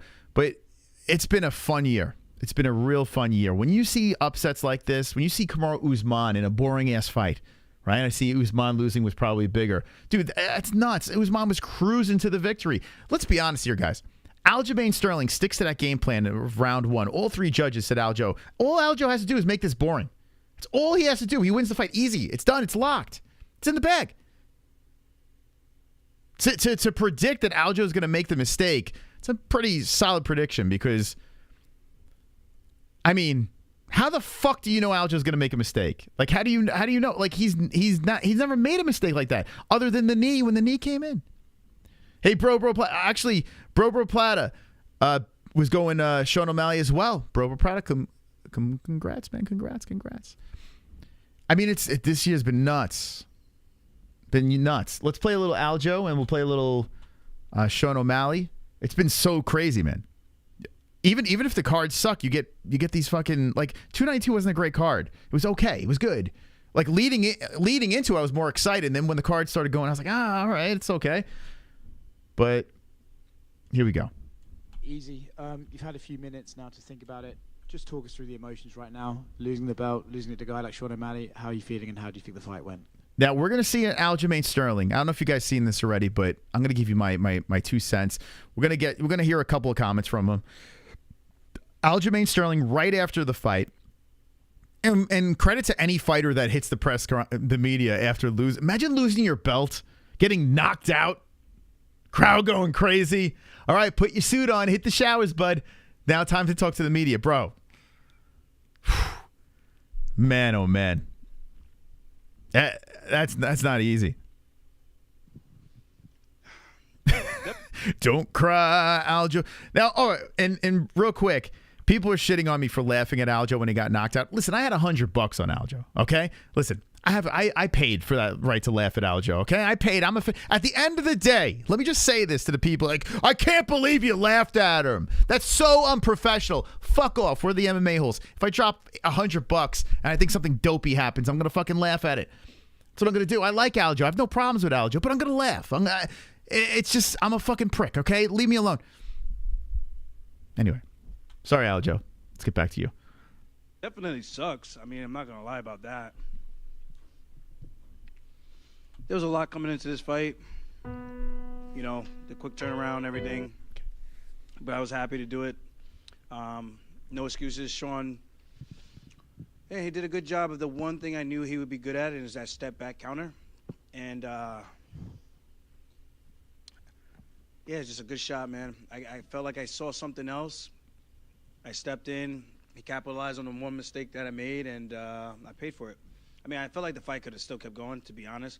I rolled over to try to come back up, and as soon as he stepped in, I was fine, but it was just one of those things. Can't be mad at the ref. It is what it is, man. Losing sucks. It always does, especially losing to him. All right, so there we go. So Aljo's saying that losing sucks, especially to him. He made a mistake. He thought it was a little premature, the stoppage. Listen, I understand his argument, but at the same time, I also understand the stop.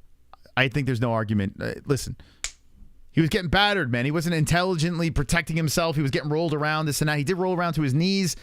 It's a title fight, so, you know, I will say this in his defense.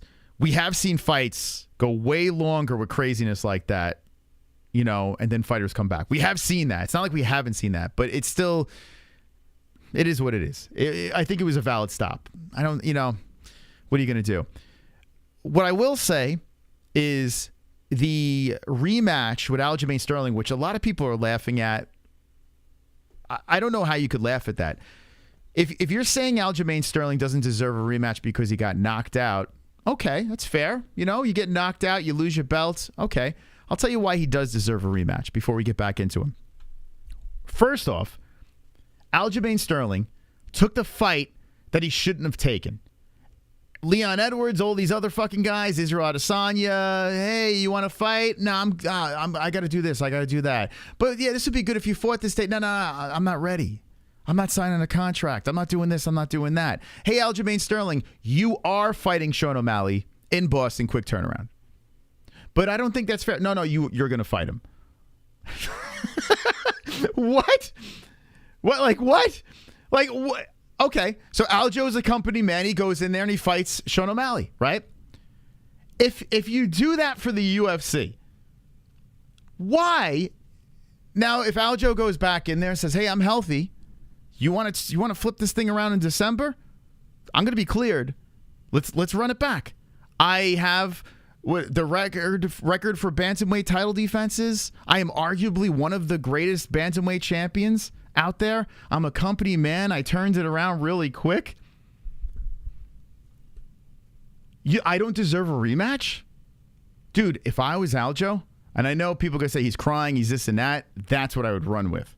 I would 100% run with. You do deserve the rematch. You do. And Sean O'Malley saying he doesn't think he deserves a rematch. Why do you think Sean's saying that? Because Aljo made a mistake. If Aljo stuck to the game plan, Sean loses. That's why Sean is saying he don't want the rematch. Sean wants to get paid the big bucks. He's calling out Cheeto. A guy that doesn't even deserve the shot. A guy coming off a terrible performance against Pedro Munoz. Who Pedro is Pedro. So yes, do I want to see an Aljo rematch? As a fan, I'd rather Merab, to be honest.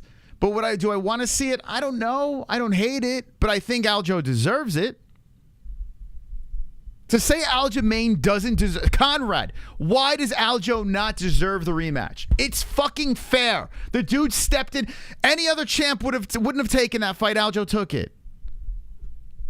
Why does Aljamain Sterling not deserve a rematch? Give me a good reason.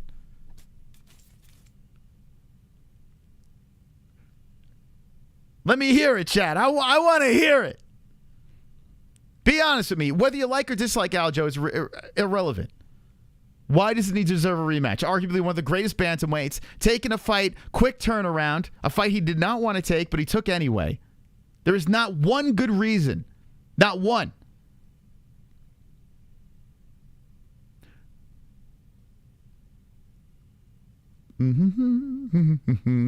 If not for the DQ, he will never be champ anyway. Bro, Henry Cejudo has multiple fights, questionable stoppages, yet he's triple C. He's this, he's that. Yet no one talks about that. Everyone praises him. Everyone has weird moments. If you watch football, you're not going to win a Super Bowl unless the ball bounces in a certain direction. Sometimes you need the luck, right? Sometimes you need the luck. Saying that means absolutely nothing. It means nothing. Luck, you do need on the way for a title. It happens. Sometimes things happen. That DQ over there was a ridiculous situation.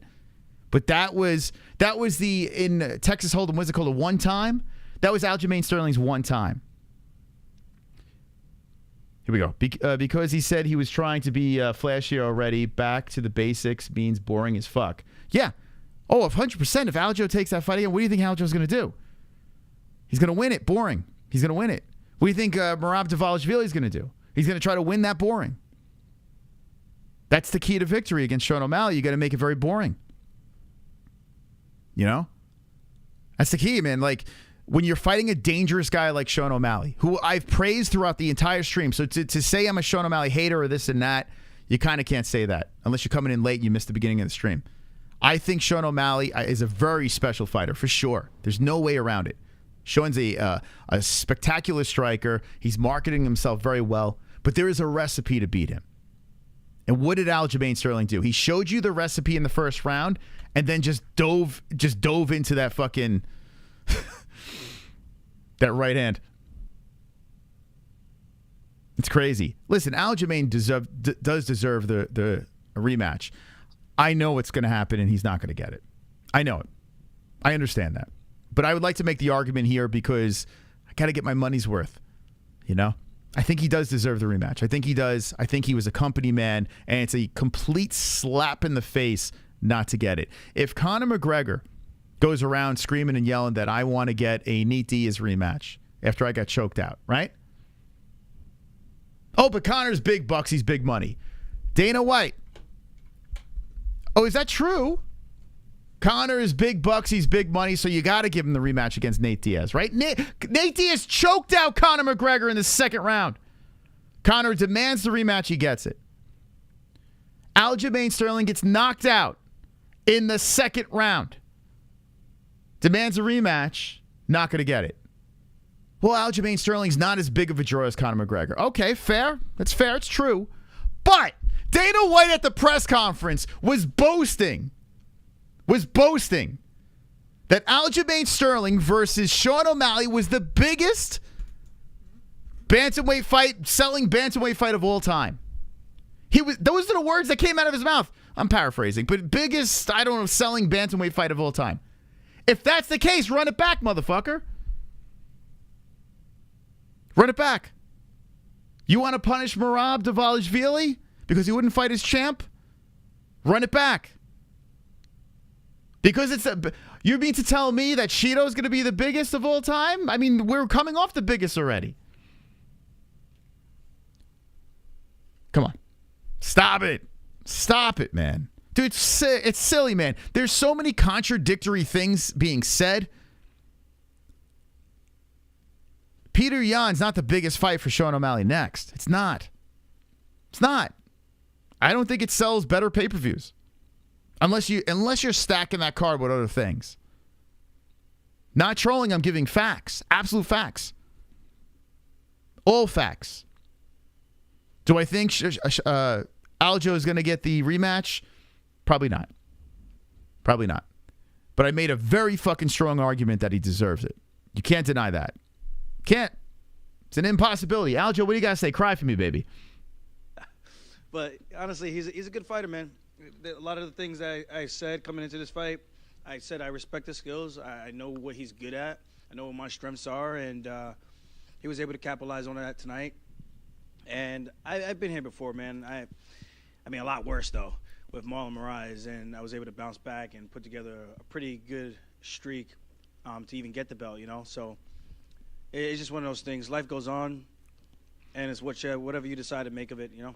It's just one of those things, and I'm going to remember this night for a very long time, and it's going to fuel me for just bigger and greater things. Yeah, you mentioned, you know, that he caught you with the one thing, and you were very good at giving him credit before this fight, probably even more than some of the onlookers and pundits and stuff. Was he in there, was he as good as you were expecting, or in ways was he a little bit better than you were expecting? Was he doing things that you're like, oh, he's better at that range than I thought, or anything like that? He was better than what I thought in his footwork. And that was one of the things I try to get guys to emulate, because I knew that is a hard thing to do, because I do it myself when I go side to side. But it's different when someone else is doing it to you and you're like, I can't track this motherfucker down. It was interesting to watch that first round, though, because, yeah, you can tell Aljo had a game plan, and Sean did have a better game plan. Like, Sean was doing a great job. Even though he lost the first round, he was confusing Aljo. And that is probably another reason why Aljo is like, well, I don't want to get booed anymore. I don't want to continue. Like, if we keep on having rounds like this, you know, I want to make this more exciting. I want to push the pace there. So Sean really set a trap, and Aljo just fucking, dude, he nosedived into that trap. So credit to Sean for that. I tracked him down a couple of times, but then... The outcome will be the same? Will it, Tim Askins? So how did Sean O'Malley win that fight? From an Aljamain Sterling mistake. Do you mean to tell me Aljamain's going to dive into another fucking... He's going to do that again? You mean to tell me that's going to... The outcome's going to be the same? I promise you. Now, you never know. In any fight, we've learned 2023, you just never know, right? But you mean to tell me he's going to make the same mistake? Because what's the adjustment? Like, what's the adjustment that Sean's going to make that's going to be greater than the adjustment that Aljo's going to make? What's it going to be? The rematch will be way more competitive, maybe way more boring, but way more competitive. You can't deny that. You can't say the outcome's going to be the same. Aljo's going to make the same fucking mistake. What mistake did he make? Bro, are you 12? Did you just started watching the sport? Everyone knows that he made a mistake. What the fuck? Even Sean knows he made a mistake. Stop it. Jesus Christ. But it's okay. Casual. It's okay. I love casuals too. I get it. You spin out at the last second when I think I threw a side kick and he was able to pivot out beautifully. I mean, Jesus. Things really, really well. Even that one girl knows he made a mistake. Stop it. We all know he made a mistake there. For God's sakes. Beautiful right hand came in, capitalized off a mistake. Guys. I mean, I would have liked to have gotten it down to the ground to really see how good he is down there. But like I said, the one thing I knew, we were doing a good job of throwing that overhand right into the takedown. He threw the front kick. And right after, I was like, okay, I think I got his timing. I threw the left hand, and as I was coming down, he stepped back. He hit a beautiful counter right, and it was a counter right. I think it was a counter right, and it was clean, man. It was clean, and I knew I was okay, but it was one of those things. You're rolling around on the ground. The ref doesn't really know how bad you really hurt. I know the ref hasn't really seen me in that position before, so it's kind of hard to kind of give the benefit of the doubt. Definitely think it could have gone a little bit more. But, yeah, credit where credit is due, man. Sean did a great job. He stayed disciplined, man. I didn't want the fight to be boring. I could have sat on the outside and just kept playing the leg kick game. But then I would have had all the criticisms of everybody else. And I was like, see, this is the difference. He stayed disciplined to his game plan. And I kind of let, I don't want to say emotions, but I kind of let trying to be a little bit more of an exciting style for the fans play a factor. You know, we've seen the Izzy Yoel Romero fight. We've seen bad fights before where it's kind of like not much happens because no one wants to make that grave mistake. So it was emotions, though. You say you don't want to say it was emotions. It was. It was. Your emotions got a hold of you. You did not want to make this a boring fight. You tried to put on a show, and you knew that you were that much better than Sean. So you went in there and tried to finish him. You tried to go in there, get aggressive with him, and it cost you. It fucking cost you, bro. You know, it cost you. I made the mistake. Sean Capital. What did he say? He made a mistake? Did he say that? Did he admit to making a mistake? I'm sorry. Did someone in the chat? Did someone in the chat say he did not make a mistake? Oh shit. Much happens because no one wants to make that grave mistake. I made the mistake. Oh, okay. Sean capitalized. I paid for it. That's exactly what happened. Any knucklehead could realize that. He made a massive mistake. Massive mistake. And it's because of Sean, though. I will say that. It was because of Sean. It was because of Sean O'Malley. You know, listen, Sean was very patient, did what he had to do, and Sean capitalized. That you felt the fight could have kept going because the referee didn't know how hurt you were or weren't hurt. How hurt were you after the right hand? I thought it was fine. I mean, as soon as it like rolled over, he came over to me. I was like, dude, I'm good. I mean, they were asking me questions. I forgot what state we were fighting in. I will say that. That wasn't like, oh, he hit me so hard. I forgot. I was like, I legitimately. Well, you know what? Even if you forgot, I'm sorry. That's a good stoppage. I'm sorry. I mean, how do you not know where the hell you are? I just forgot where we were. And, where did you think we were? I was like, we're not in Vegas. Yeah, bro. That was a good stoppage, Aljo. That's a good stoppage. It's like coming to Boston, but not really one of those places that we really fight at often. So I wasn't really. I was like, I know we're not in Vegas, but I didn't want to give him an answer, and then he's gonna be like, oh no, you were fucked up, bro. You were really fucked. And then he asked me what years. I was like, 2023, bro. I was like, I'm telling you, I'm fine. I just really don't remember that we came to Massachusetts because it's not a state that you say all the time. Just look up at the rafters and you see all the fucking. Aren't you gonna see a bunch of Larry Bird shit and I don't know Celtics and I don't know. I mean, dude, I'm sorry. Good stop. Well, whatever. Yeah. What's next for you, Aljo? You said in the cage very thoughtfully that, look, if he's catching me like that, 45ers could do some damage too. You want to go home and reflect. I'm sure you're not able to give an answer tonight, but when that was the best though. When Aljo hit the mic afterwards and he said, "What would Volkanovski? If Sean did that, what would Volkanovski do for me?" That's the first thing that jumped into his mind. So it's pretty funny that he was that self-aware, saying, "Oh my God, dude, what? Why did I just do that? Why the hell did I just do that, man?" You look at this and, like you said, you came from the Rise lockout to come back and win a title. I'm sure that's the motivation to do so again. But do you do that at 35 or do you do it at 45? That's one of the things we gotta talk about. I mean, I would love to have a rematch. I just feel like even that first round, like, what did you guys think? What did you guys score that first round? I thought it was very close.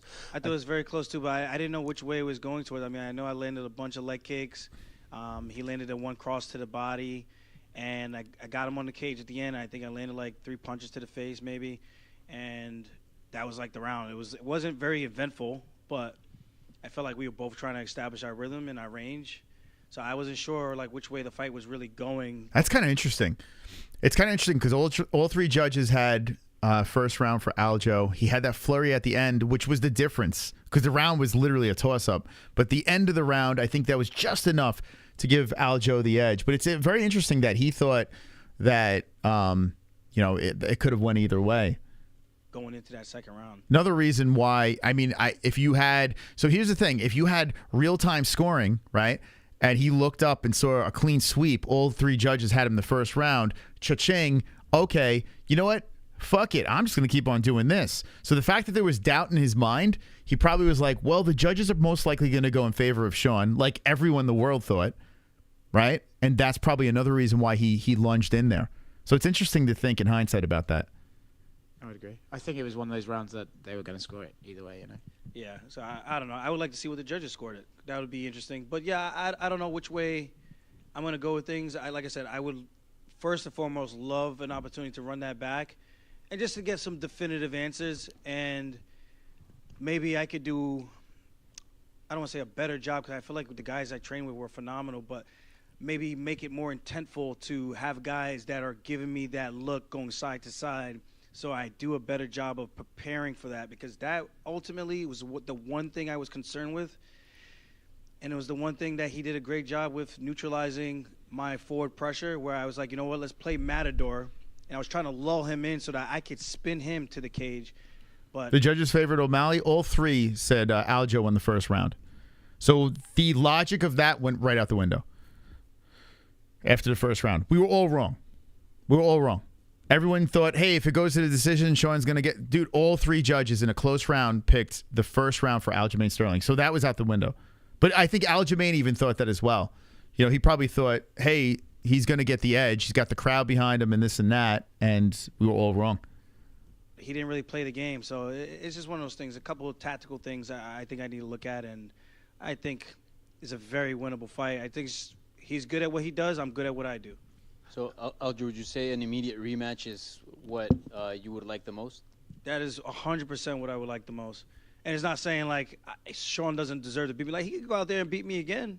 And I think it just strengthens his case that he's as good as he says he is. But I think I've earned – I would like to think that I've earned my right to get an immediate rematch. It's kind of interesting. So you hear that answer right there?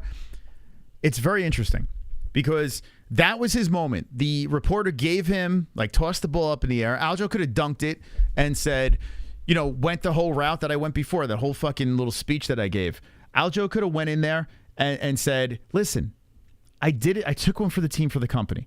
And I kind of wish, like, someone got into his ear before he spoke to the media. And maybe it slipped his mind. He just got knocked out, so God knows what the hell he was thinking. But if he went in there, cut a promo and said, hey, guys, you asked me to take this fight. I did not want to take this fight. I go to Boston on a short turnaround. The least you can do, I'm one of the greatest bantamweights of all time. I was up there. Everyone was debating who's the GOAT of bantamweight. I'm right in the mix. The least you can do is give me that rematch. You did it for Conor. I defended the belts. The least you can do is give me that rematch. He could have made a fucking statement right there, but he didn't. And he was humble throughout this whole thing. And that's what makes it very interesting why people are shitting on this guy. He had the moment to fucking try to get that rematch shot, but instead he just sat back and says, hey, man, you know, he was just humbled and just went through. He starts crying, and people are still shitting on him. So even if Aljamain Sterling, even if Aljamain should have just been the heel, he should have just fucking leaned in and said, give me that motherfucking rematch. Give it to me. I deserve it. Yeah, I got finished, but I deserve that fucking rematch.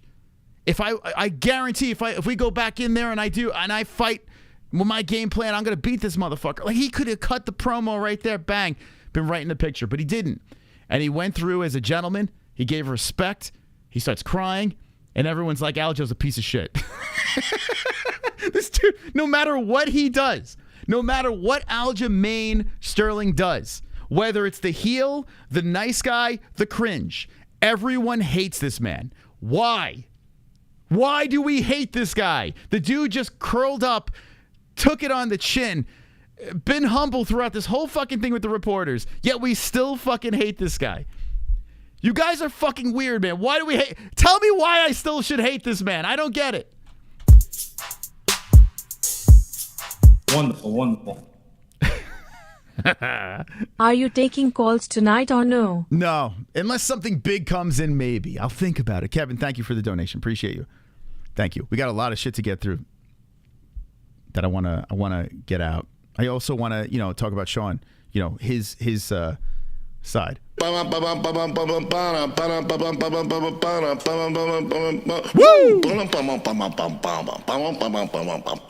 You hear that jam?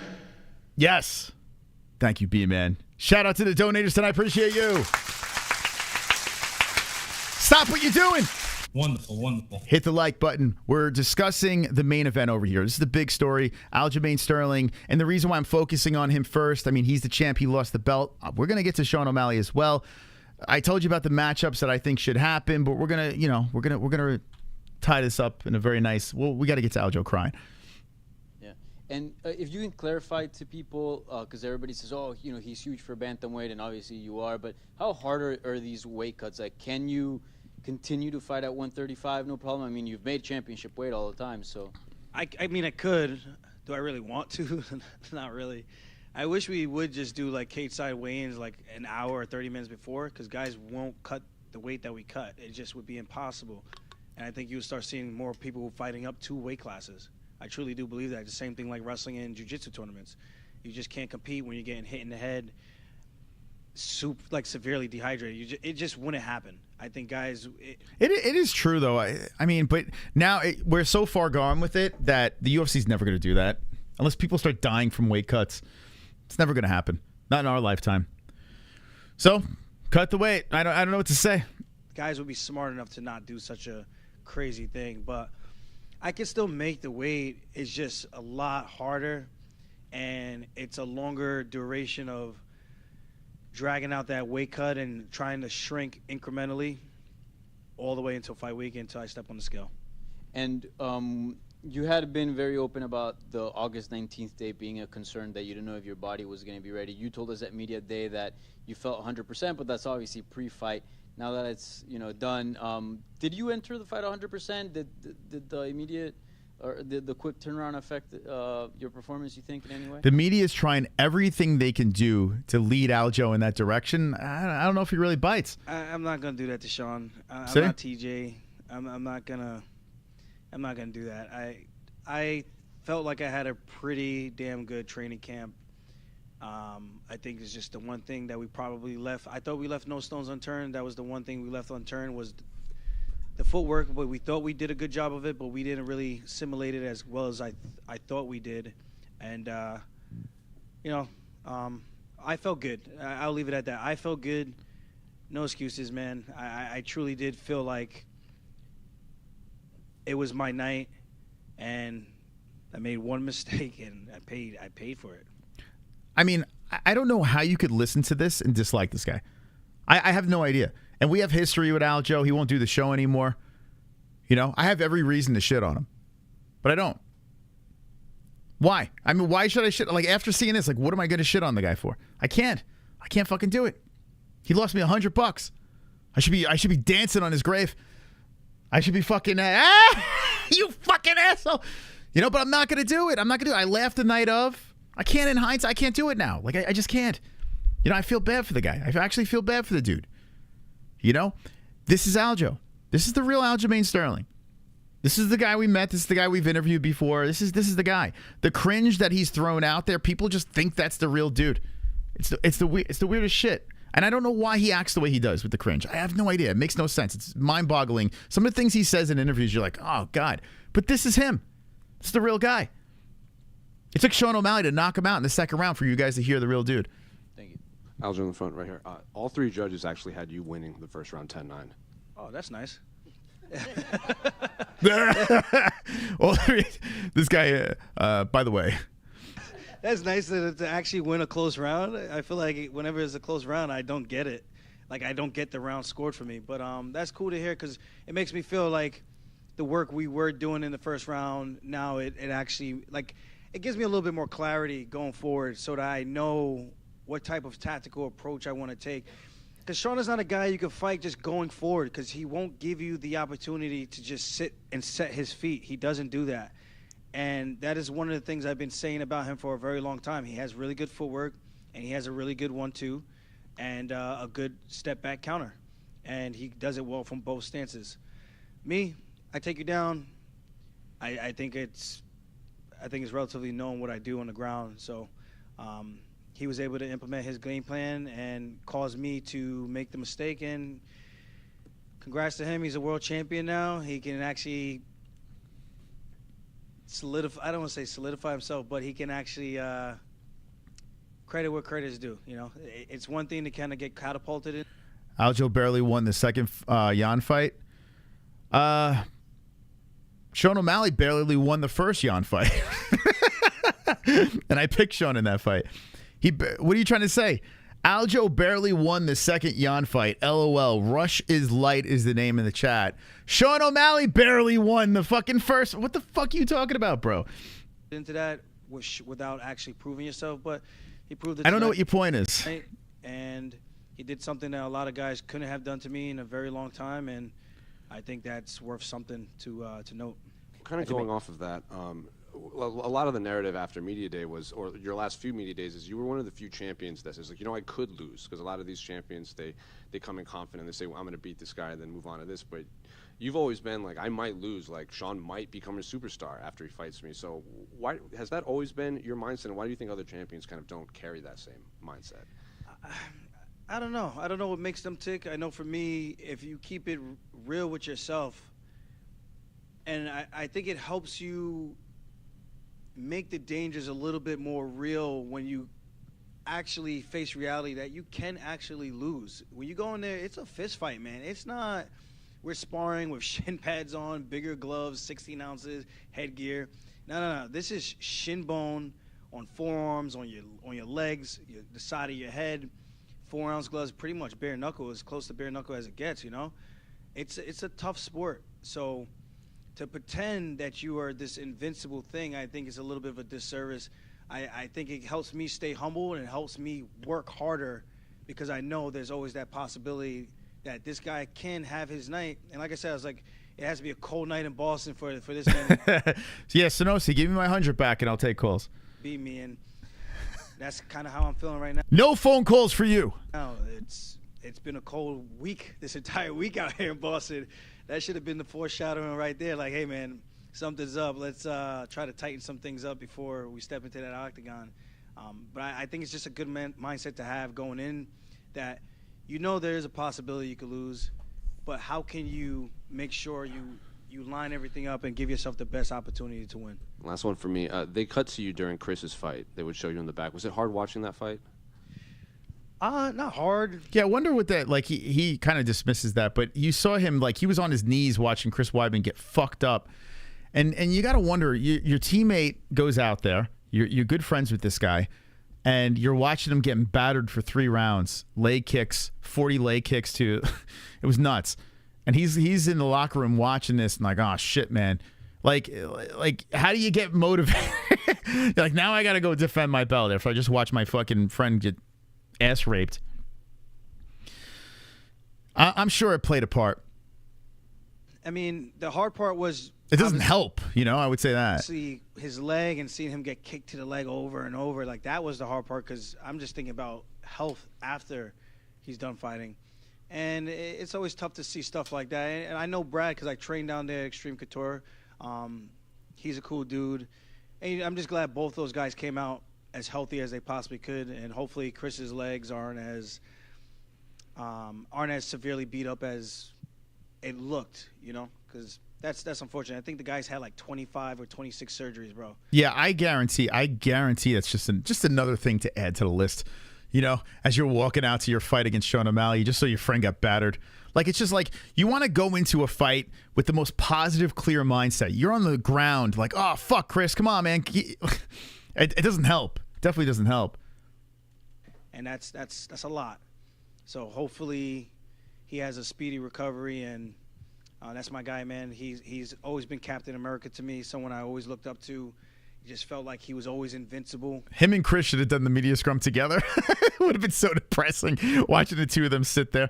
Doing things that were unthinkable and made it all possible. Like, to see him doing that kind of around my age group. Not really, but kind of. Listen to Squad Ward. Hit the like button. If you're just jumping into the stream, we're just kind of dissecting the post-fight press conference over here with Aljo. We're going to get to Sugar in a second. But, you know, I just want to get your thoughts on this. You know, now we had some time to digest it. Sean O'Malley is your new champion. And Aljamain Sterling, I think, is handling it very well. I do think he's handling it pretty good. But we're going to get to the tears, then we're going to move on, because we got to get crying in. Aljamain, up to your right. Speaking of your teammates and your coach Ray and Al and Marab, I mean, what you put together in this title run was spectacular. I know it's hard to process that now after a loss, but here it comes. I mean, it was cementing yourself as one of the best bantamweights in UFC history, and it was really the title run that put you on another level. In terms of your team, I mean, you must be very proud of what you guys have accomplished. Obviously, you're not done yet. But this guy he's trying to get it out of him. Accomplished so far. Definitely proud of everything, man. Glass half full. Like, I get choked up when I talk about this. Here we go. Like, I don't come from the best household, you know. So let it out, Aljo. Let it out, man. Let it out. So yeah, we said this before the fight, and when I was trying to say why are we all shitting on this guy, like, you know, this dude had Black Julian Lane. What? We said this before the fight. This guy has had a little rough run on the way to you know, to the UFC with his family and all that shit. You know, I'm not gonna play the piano the rest of the way. I'll let him go. But yeah. So like he's finally breaking. He's hitting his breaking point. Just lost his belt.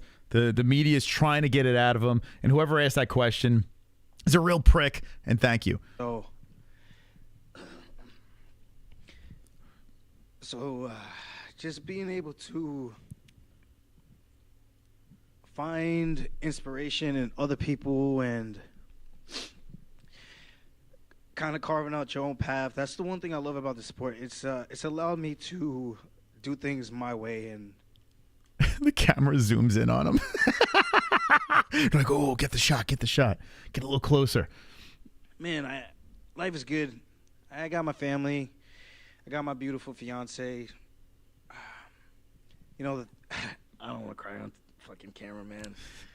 It's the things that matter the most in life. You know, the competition is okay, but this has really helped change my life. Like, I know the UFC gets a lot of shit from like the fighters and stuff, but if it wasn't for them, man, I wouldn't have the life that I live today. And I told Dana that even at the weigh-ins yesterday, and Hunter, like, if it wasn't for them, like, half the things I've done in this sport wouldn't be possible. And the things I've been able to do for my family, bought my mom a house, doing a little real estate. I own 3 houses now.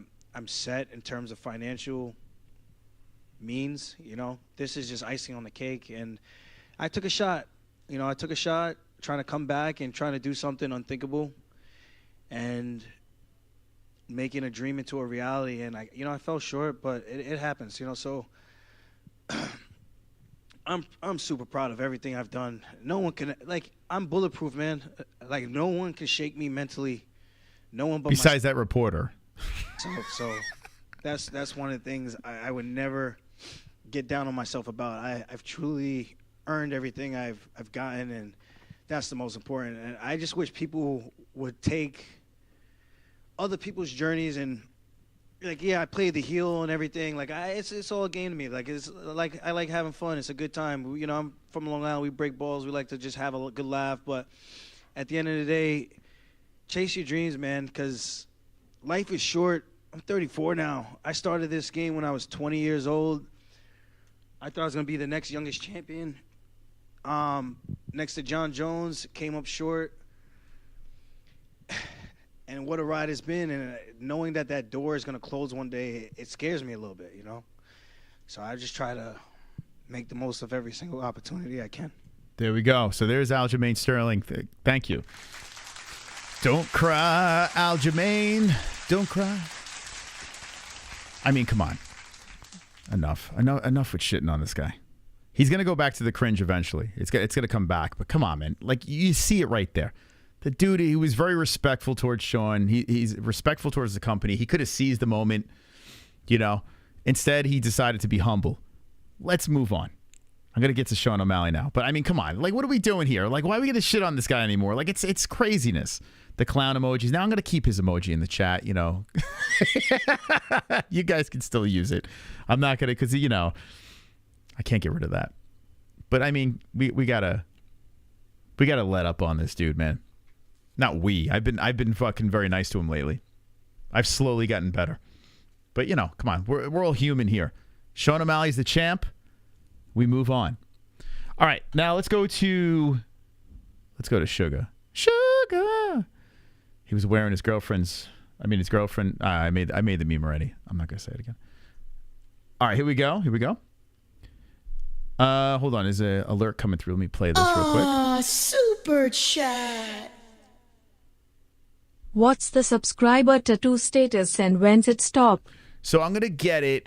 I was thinking of getting it in September, and then I'm like, we're gonna probably like cruise to 90K. So maybe I should wait and get 80K and 90K together. I've done that before, but somewhere around September, I'm looking to get it. So I'm gonna get my 80K tattoo. I'll get it soon. I'll post it on our social and on our community section. Thank you, Antone, but I gotta get it done. because I just don't want to do it now because I'm afraid if I get it now and then like I want to take my kid to the pool, you know, I can't go in the pool with her, and I don't know. I feel like a horrible dad, so I want to wait until it gets a little September-ish when we're not doing pool stuff, and then I'll do it. So, but if I didn't want to be a good dad, I would have got it already. I'm not that selfish. But yeah, man, 80K tattoo incoming, 90K right around the corner, 100K. Dude, I said 2024 is going to be a big year for the MMA-Holes. I'll just, YouTube, my address is in our link tree. Just get ready to send that plaque. It's coming our way. We're going to celebrate. When we get that plaque in our hands, we're going to have the fucking most epic of MMA-Hole streams.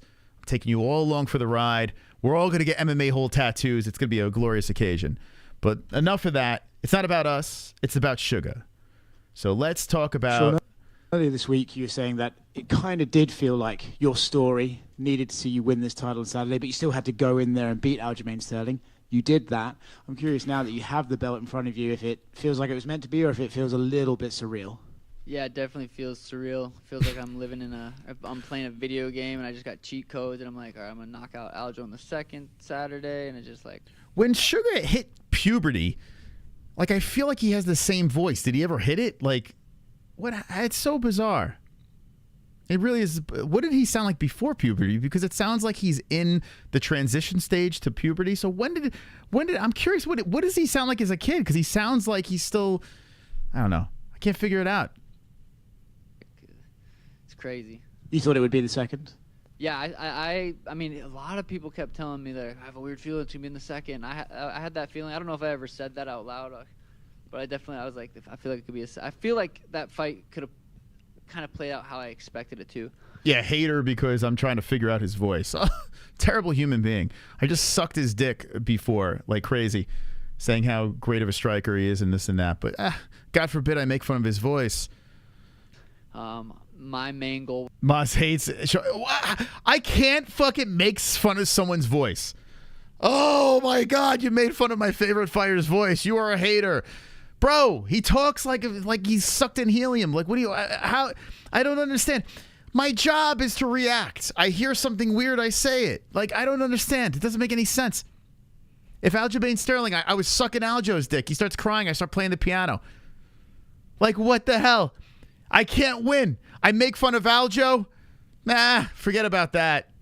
Make fun of Sean. Oh, you're a hater. Like, what the? I make fun of everybody, guys. Everybody gets it. Everyone can catch these comments. Everyone's so quick. Oh, hater. Fucking hell. Let him. He talks like he's a retard. I don't know what you want me to say. Let him take me down, and I knew if I could keep it on the feet, I would knock him out. He was in here earlier praising your movement, your side-to-side movement, your ability to spin away from the kick when he would go for it against the cage. Did you kind of feel that if he got through the first round without being able to get you in the clinch or down, the second round he'd come out more aggressive and a bit more frustrated? Yeah, I thought the longer the fight stayed on the feet, the better chance I had of knocking him out. I knew it would get him frustrated, him not being able to grab me. I thought he was way too confident that he was going to... All right, thank you, Sean. No. I'll let it go a little bit. I can't listen to this shit. I don't know what it is. Sean, what I do like about Sean is he is humble. Even though he talks smack, he is humble. I do like that. And I feel like he's a fucking cool dude. I think Sean O'Malley is actually a really nice guy. But God, I can't listen to his interviews. It's like listening to nails. I mean, Aljo's a little tough to get through too, but it's fun to not hear the cringe and hear him as himself. Like, who the fuck cares? But anyway, let me hear what he's got to say. It's only fair. To be able to come in and just grab me. I don't know if he's ever sparred someone as good as I am or fought someone as good as I am. I truly believe I'm, a level above most people in the striking department. And I just felt like he was very confident. How are people comparing him to Conor? How? How is it even happening? Like, there's no comparison. Sean O'Malley is Sean. I never ever want to hear people compare, even if there's a similar punch, a similar kick, or whatever the hell it is. Do not. He's Sugar Sean, man. Let him do his Sugar thing. Let this man be a superstar in his own way. Stop comparing this man to fucking Conor McGregor. Because listen to him on the mic. There's nothing similar. Nothing. The only thing is he's white and he could fucking throw a punch. That's about it. That's the only thing. He's nothing like Conor McGregor. So these fucking assholes on the internet that are just like, look at this. This is Sean O'Malley's like the next Conor McGregor. And this, Sean, what do you think about Conor? Stop asking him questions about Conor. Contender Series, little similarity. That's it. It's over. Conor wasn't even in the Contender Series. But when he popped in on the scene, I get it. He got a little bit. He got the chest tattoo. I get it. He's white. He's flashy. Okay. That's it. It's done. He's Sean O'Malley. Izzy's Izzy. That's it. No more comparing. There's nothing to compare to Conor anymore. It's silly. Let this fucking man have his fucking spotlight. Enough's enough. So dumb, man. I'm so sick of it. Because he had never experienced, it wasn't his fault. He just never experienced someone that fast in front of him. When you landed the right hand that put him down, did you think, and that's a wrap, or did you think, okay, hold on, stay composed, get this finished properly? It's so weird. I just kind of allow myself to be taken over by my higher self, and it's hard to remember certain moments in there because I feel like I'm just flowing. Sean O'Malley's not full Irish. There's Jew hidden in there somewhere. I know it. He's a mutt. He's got the O'Malley name, but I do not believe this man's fully Irish. I need a DNA test. He's not even fully Irish, for God's sakes. I do remember seeing his eyes roll back. He's part THC, for God's sakes, and lollipop. He's Irish, Hebrew, lollipop, and THC. If you pull up his DNA, that's what you find. Like 3 or 4 times, and I was surprised the ref didn't step in. Not that he should. Part bike horn. Should have, but I thought he could have. But I was just so tough, man. You said quite honestly that you'd never had nerves like it, right? Would Yeah. you think that was just because, oh shit, the title shot is finally here, or was it Aljamain's style? What was it about it that made tonight a nerve-wracking experience? Dude, I haven't grappled in 6 weeks. I had a muscle strain, and I literally couldn't grapple in 6 weeks. Couldn't MMA spar. I was the main. It's kind of interesting because they asked Aljo about injuries coming in, this and that, and he's like, I want to give him his shine. And then Sean does say he did have an injury, and he couldn't grapple, which I'm assuming this is true, but that's pretty wild, man. He couldn't fucking grapple for Aljamain Sterling. Dude, still took the fight. So if he would have lost the fight, here's what, this is what the excuse would have been. Pretty interesting, man. But they all come in with injuries. All these guys are coming into these fights with injuries. Main event in Boston, there was no shot I was pulling out, but we haven't grappled in 6 weeks. 6 weeks from today, I hurt I had a muscle strain right under my rib, and I couldn't grapple. And what? Dude, thank God he won. Thank God Sean O'Malley won this fight, because if Sean O'Malley would have got grapple fucked and would have lost, and then hit the mic and says, I couldn't grapple for 6 weeks, the SMESH out there that placed the bet on Sean O'Malley would have fucking had a heart attack. Everyone that placed a fucking bet on Sean O'Malley. Sean O'Malley went in with a rib injury and could not grapple for 6 weeks. Everyone that had money on Sean in the chat, let me know what you would have thought if you found out that tidbit of information afterwards. I would have fucking lost my mind. And it's another reason why we probably shouldn't bet on this sport. These undisclosed injuries that we don't know about. Shit, man. Thank God he won. And so coming into this fight, fighting Aljo, every time I did interviews and I was saying it's life or death, I cannot get taken down. It was because I didn't know if this would hold up, and it's fucking sore right now. After you won 500 on Sean, donate or I don't believe you. And I don't know if it was from a kick or just from the little bit of scramble or the little bit of grappling we did, but it's definitely. I believe SMESH because he donated. But if you did not donate to the show, I believe you did not win a dime. It's not super painful, but I definitely feel it. So dealing with those mental demons coming into this fight, knowing I was injured-ish, like I literally, we didn't grapple one day in the last 6 weeks. Didn't grapple at all fight week, and I kept saying in every interview, it's life or death if he takes me down. And I was kind of referring to that, but I wasn't going to come out and say I'm injured. What do you guys think about that? So Sean O'Malley went in with an injury, couldn't grapple for 6 weeks. What do you guys think about that? Dude, that's fucking nuts. Now we know like what the excuse would have been if he lost. Dude, I almost rather him not telling this right yet, and maybe down the road, a couple fights later you find out about that. I don't know if this is the place to be talking about that, because all I could think about is if I had money on this dude and this guy lost going in with an injury, I would have been furious. Will the poor man's Sean O'Malley win a title? Moss, will the poor man's Sean O'Malley? Who is the poor man's Sean O'Malley? Who is that? I don't know who is the poor man's Sean O'Malley. I don't know. That's over my head. So to know that you went in the cage with the nerves and came out with that belt, you must have a Chase Hooper. You calling him? I don't know. Maybe look wise a little bit.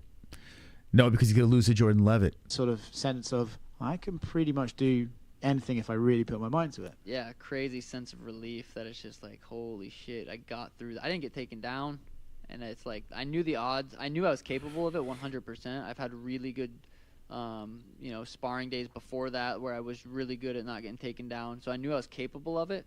But I'm like, the odds of me not getting taken down once in 25 minutes aren't very high, especially against such a good grappler. So the fact that it just played out like that is just mind-blowing. You pretty much called your shot. Like I said though, I do like the fact that he's humble. I do. It's refreshing, man. In a world where, you know, everyone is trying to take from the formulas of the trash talking fighters, Sean O'Malley does talk shit, but he does it in a way that's likable. I will say that. You know, like, I think he kind of fumbles when his pre-fight press conferences and all that stuff. I feel like he just drops the ball over and over again. But post-fight, humble. He keeps everything in the cage. He shows what he can do. There's a lot of good things that Sean O'Malley does, and I understand why there's a big fan base for him. I do. The more this kid wins, the sky's the limit. It's kind of crazy. You know, imagine he goes to boxing. Imagine he fucking fights Gervonta Davis. Imagine he somehow beats him. Like, dude, it's bonkers what this kid could do. Next, right, you want a rematch with Chita Vera later this year? Now, this is where I want to hit a golf ball through this man's head, and I can't even hit a golf ball. Hit him over the head with a club. This, I understand why you're doing it, but fuck, it's cringe, man. Yeah, I thought, you know, let's shoot a promo, but we'll see. He just the way he acts, he's so annoying. Just like, he's not funny, and he tries to be. He's so ugly. He dresses like an idiot. It's like, God, do I really have to give this guy an opportunity? But I'm like, well, I'll probably just go out there and whoop his ass, make a lot of money, so I could. So, yeah, that could be it. I also wouldn't mind knocking out Gervonta Davis, and I know people are going to go. All right, so he said, okay, all right, let me backpedal a little bit. So he says that could have been it. Okay, all right, I'll take it back. Okay, all right. It's not as bad as before because, you know, before he was going Cheeto. Now he's saying, all right, I don't hate it. I'm not going to shit on him. Then he goes to Gervonta. It's probably going to drive people nuts, him talking about boxing. Does anyone think he could beat Tank? I mean, I don't see how that fucking happens. And I did see Ryan Garcia called him out as well. I did see that. I noticed that earlier today. It's weird how Ryan Garcia, like, wants to fight. Like, I don't know. It's just so weird, that crossover world. Boxers wanting to fight MMA guys. And I don't know. The whole thing is weird. Oh, you want to be Conor. I'm telling you, that fight is going to happen. Shoot. All right, so he's saying that fight's going to happen against Tank. Come on! Now it's time to get coked up, baby! Conor McGregor's got the steroids in. All right, baby! Where are the whales? Got my proper 12 grin. Holding my pants black from the waist down. McGregor's on drugs. Hey, D-Pass me my cocaine crown. Punch that old guy, hand truck. Oh my, titanium gym bone will knock your head sky high. Khabib, Poirier, Chandler, the whole roster. Bow down to the level yacht, only monster. Every time I see that booger sugar water pouring up my nostrils, can I take you to the handicap bathroom where I'll rape you with my Irish penis tonight? Come on, say that's over there. I wanna rape you with my Irish penis tonight.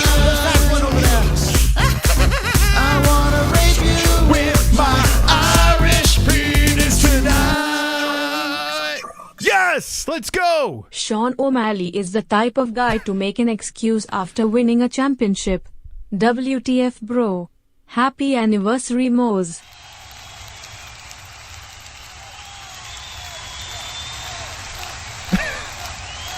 Woo! Woo! $30 dono.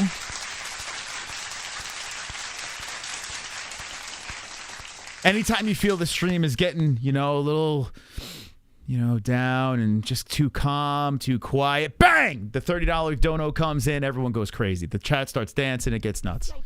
Thank you, Anthony Brown, for being a member. I appreciate you. Orange belt. Thank you. Thank you. All right, a little bit more, Sean. I mean, I don't know, like, I feel like I basically said it all. But let's see what else Sean's got to say, and then we'll wrap this puppy up. Thank you, guys. Seriously. 7 years tomorrow night. So you better be in the building for the Contender Series. It's going down. 7 years on YouTube. Crazy stuff. 7 years, 80K subscribers. We were doing like 10K per year with subscribers. Now we're going a little above that. It's nuts, man. It's pretty wild to be doing this. Stick to MMA. Should you beat Cheeto, would you need to do a trilogy, or would you consider that 2-0? No, it would be 1-0. I feel like we've never even fought. I'm not. When I count my record of 18-0 now, that's not even, that Cheeto fight is not even on there. That's not even a.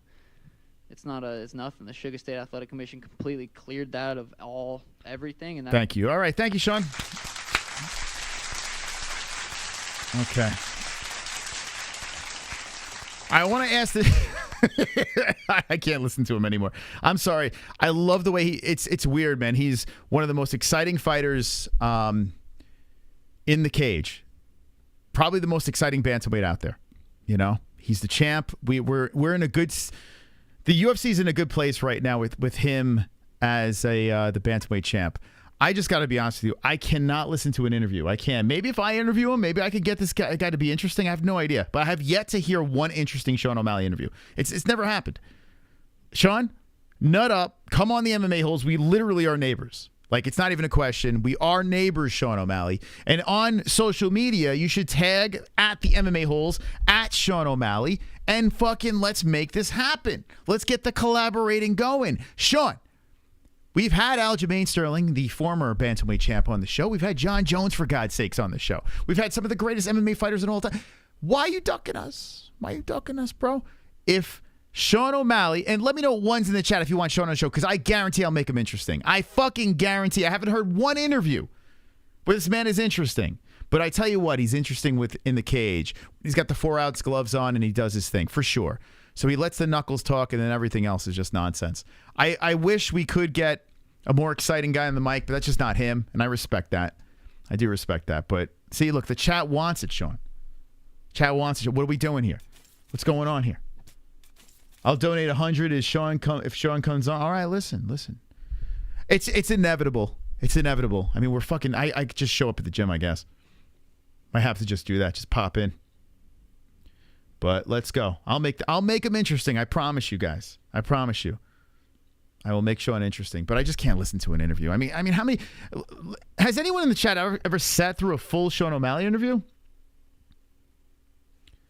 Thank you, Squad. Appreciate it. We'll listen.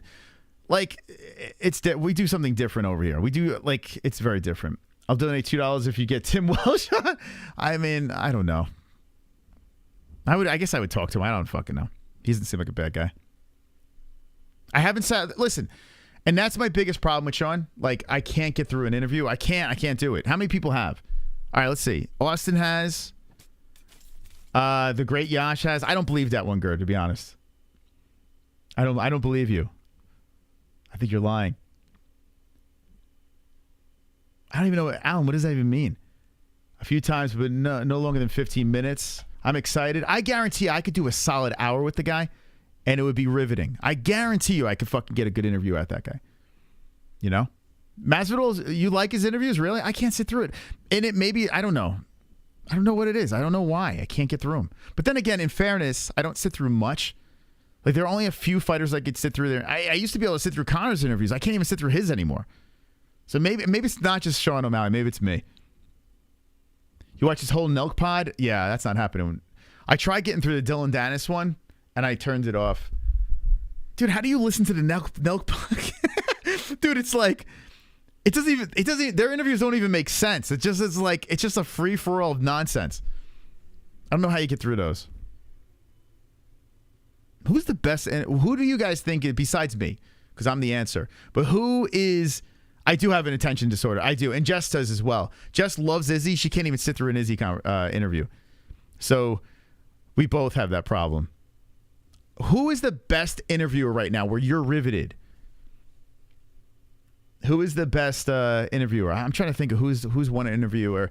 You know what? I'll tell you what. Maybe Bill Maher might be the fucking best interviewer, and I can't even stand Bill Maher. But I can actually sit through his interviews because it's, I don't know, it's shit I want to hear. And he doesn't even interview MMA guys. Nelk, stop it. ARIEL, stop it. ARIEL I think ARIEL jumped the ship, like jumped the shark. I think he kind of jumped the shark a little bit because it seems repetitive now at ARIEL. There's a formula to his interviews, and it's rinse and repeat every fucking interview.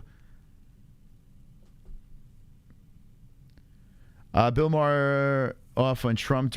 I tell you what, Bill Maher is like he's team red now, Bill. Yo, Bill fly. He used to be like a super liberal dude, and now Bill Maher is not like that. This dude he's attacking everybody, which I could appreciate. When you're stuck on one side, I can't fucking take that shit. No, even if I agree with the side, I can't take it. The guy for the Mac Life, who's that guy? You know what? He seems like not a bad dude. That guy, the Mac Life guy. He seems like he's all right. Nina Drama. I can't think of one interviewer right now where I'm like, okay, I'm even Joe Rogan, like I can't sit through, but maybe it's just because the interviews are too long. I don't know. And he's got a lot of guests I don't give a fuck about. Man, I can't think of Howard Stern. I'll tell you what. I'll tell you right now. Howard Stern is old. Howard Stern is washed up and whatever you can say. But if he has a guest on that I want to hear, I listen to the entire interview. So it's still Howard. It's still Howard for me.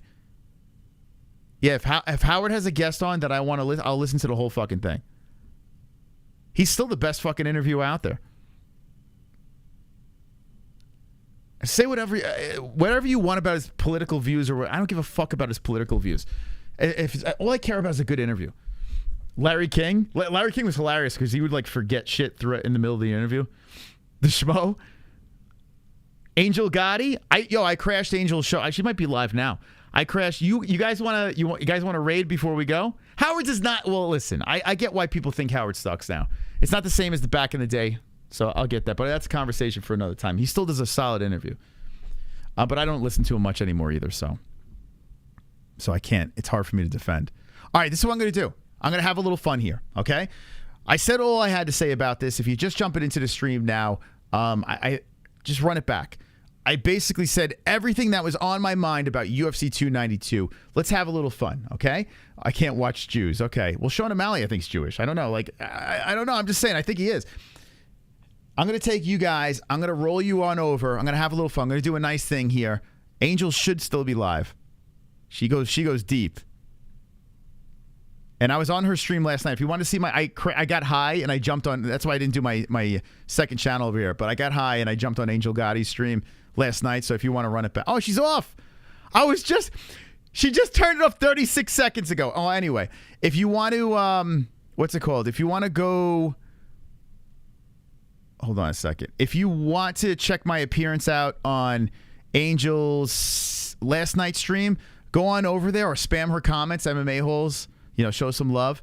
I went on there. I got high. Jessie kind of fed me some things, and we were going back and forth. It was actually a lot of fun. So if you want to see my appearance on Angel Gotti's, I jumped on her live stream. It's this one right here. Let me show you guys. I don't know. Maybe if our Discord. There we go. Thank you. Thank you, Damn Sausage. Appreciate you. It's this one right over here. We had a great time with Moss from the MMA-Holes. Oh, she put me in the title. Look at that. Wow. Look at that.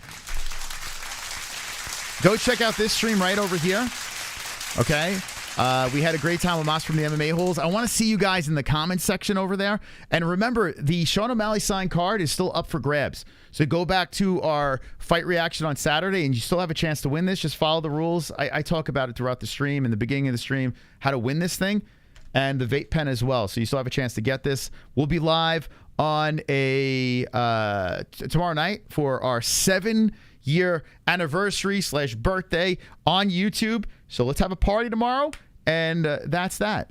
That was a good stream. Were you there, Squadward? I don't know if you were there for it. But thank you. Thank you, guys. Thank you guys for stopping by. It was a pleasure. I want to know your thoughts in the comment section on this, too. If I missed you in the live chat about Sean O'Malley, about Aljamain Sterling, about the state of the UFC, maybe Holloway versus Korean Zombie. We'll get into more of that. Wednesday night is Sam Alvey. He wants to fight Brendan Schaub, so that's going to be a circus night. We're going to have him on again, and we're going to pick the winner for the Saturday night contest with the Sean O'Malley autograph. So that's happening on Wednesday. Spider-Man's dropping in 10 days.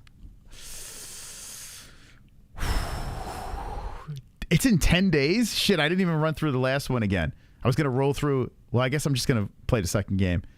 Oh, I can't wait for that. All right, Gummy Gang, second channel.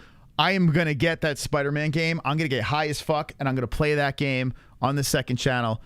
Venom's making an appearance. You know I'm in on that. So Gummy Gang, not the MMA-Holes in our link tree. You can jump into that channel if you'd like that stuff. All right, I'm out of here, guys. Thank you guys for watching. Appreciate the donations. Thank you for the likes, and have a great night, okay? Don't be an a-hole, be an MMA hole. Good night, friends.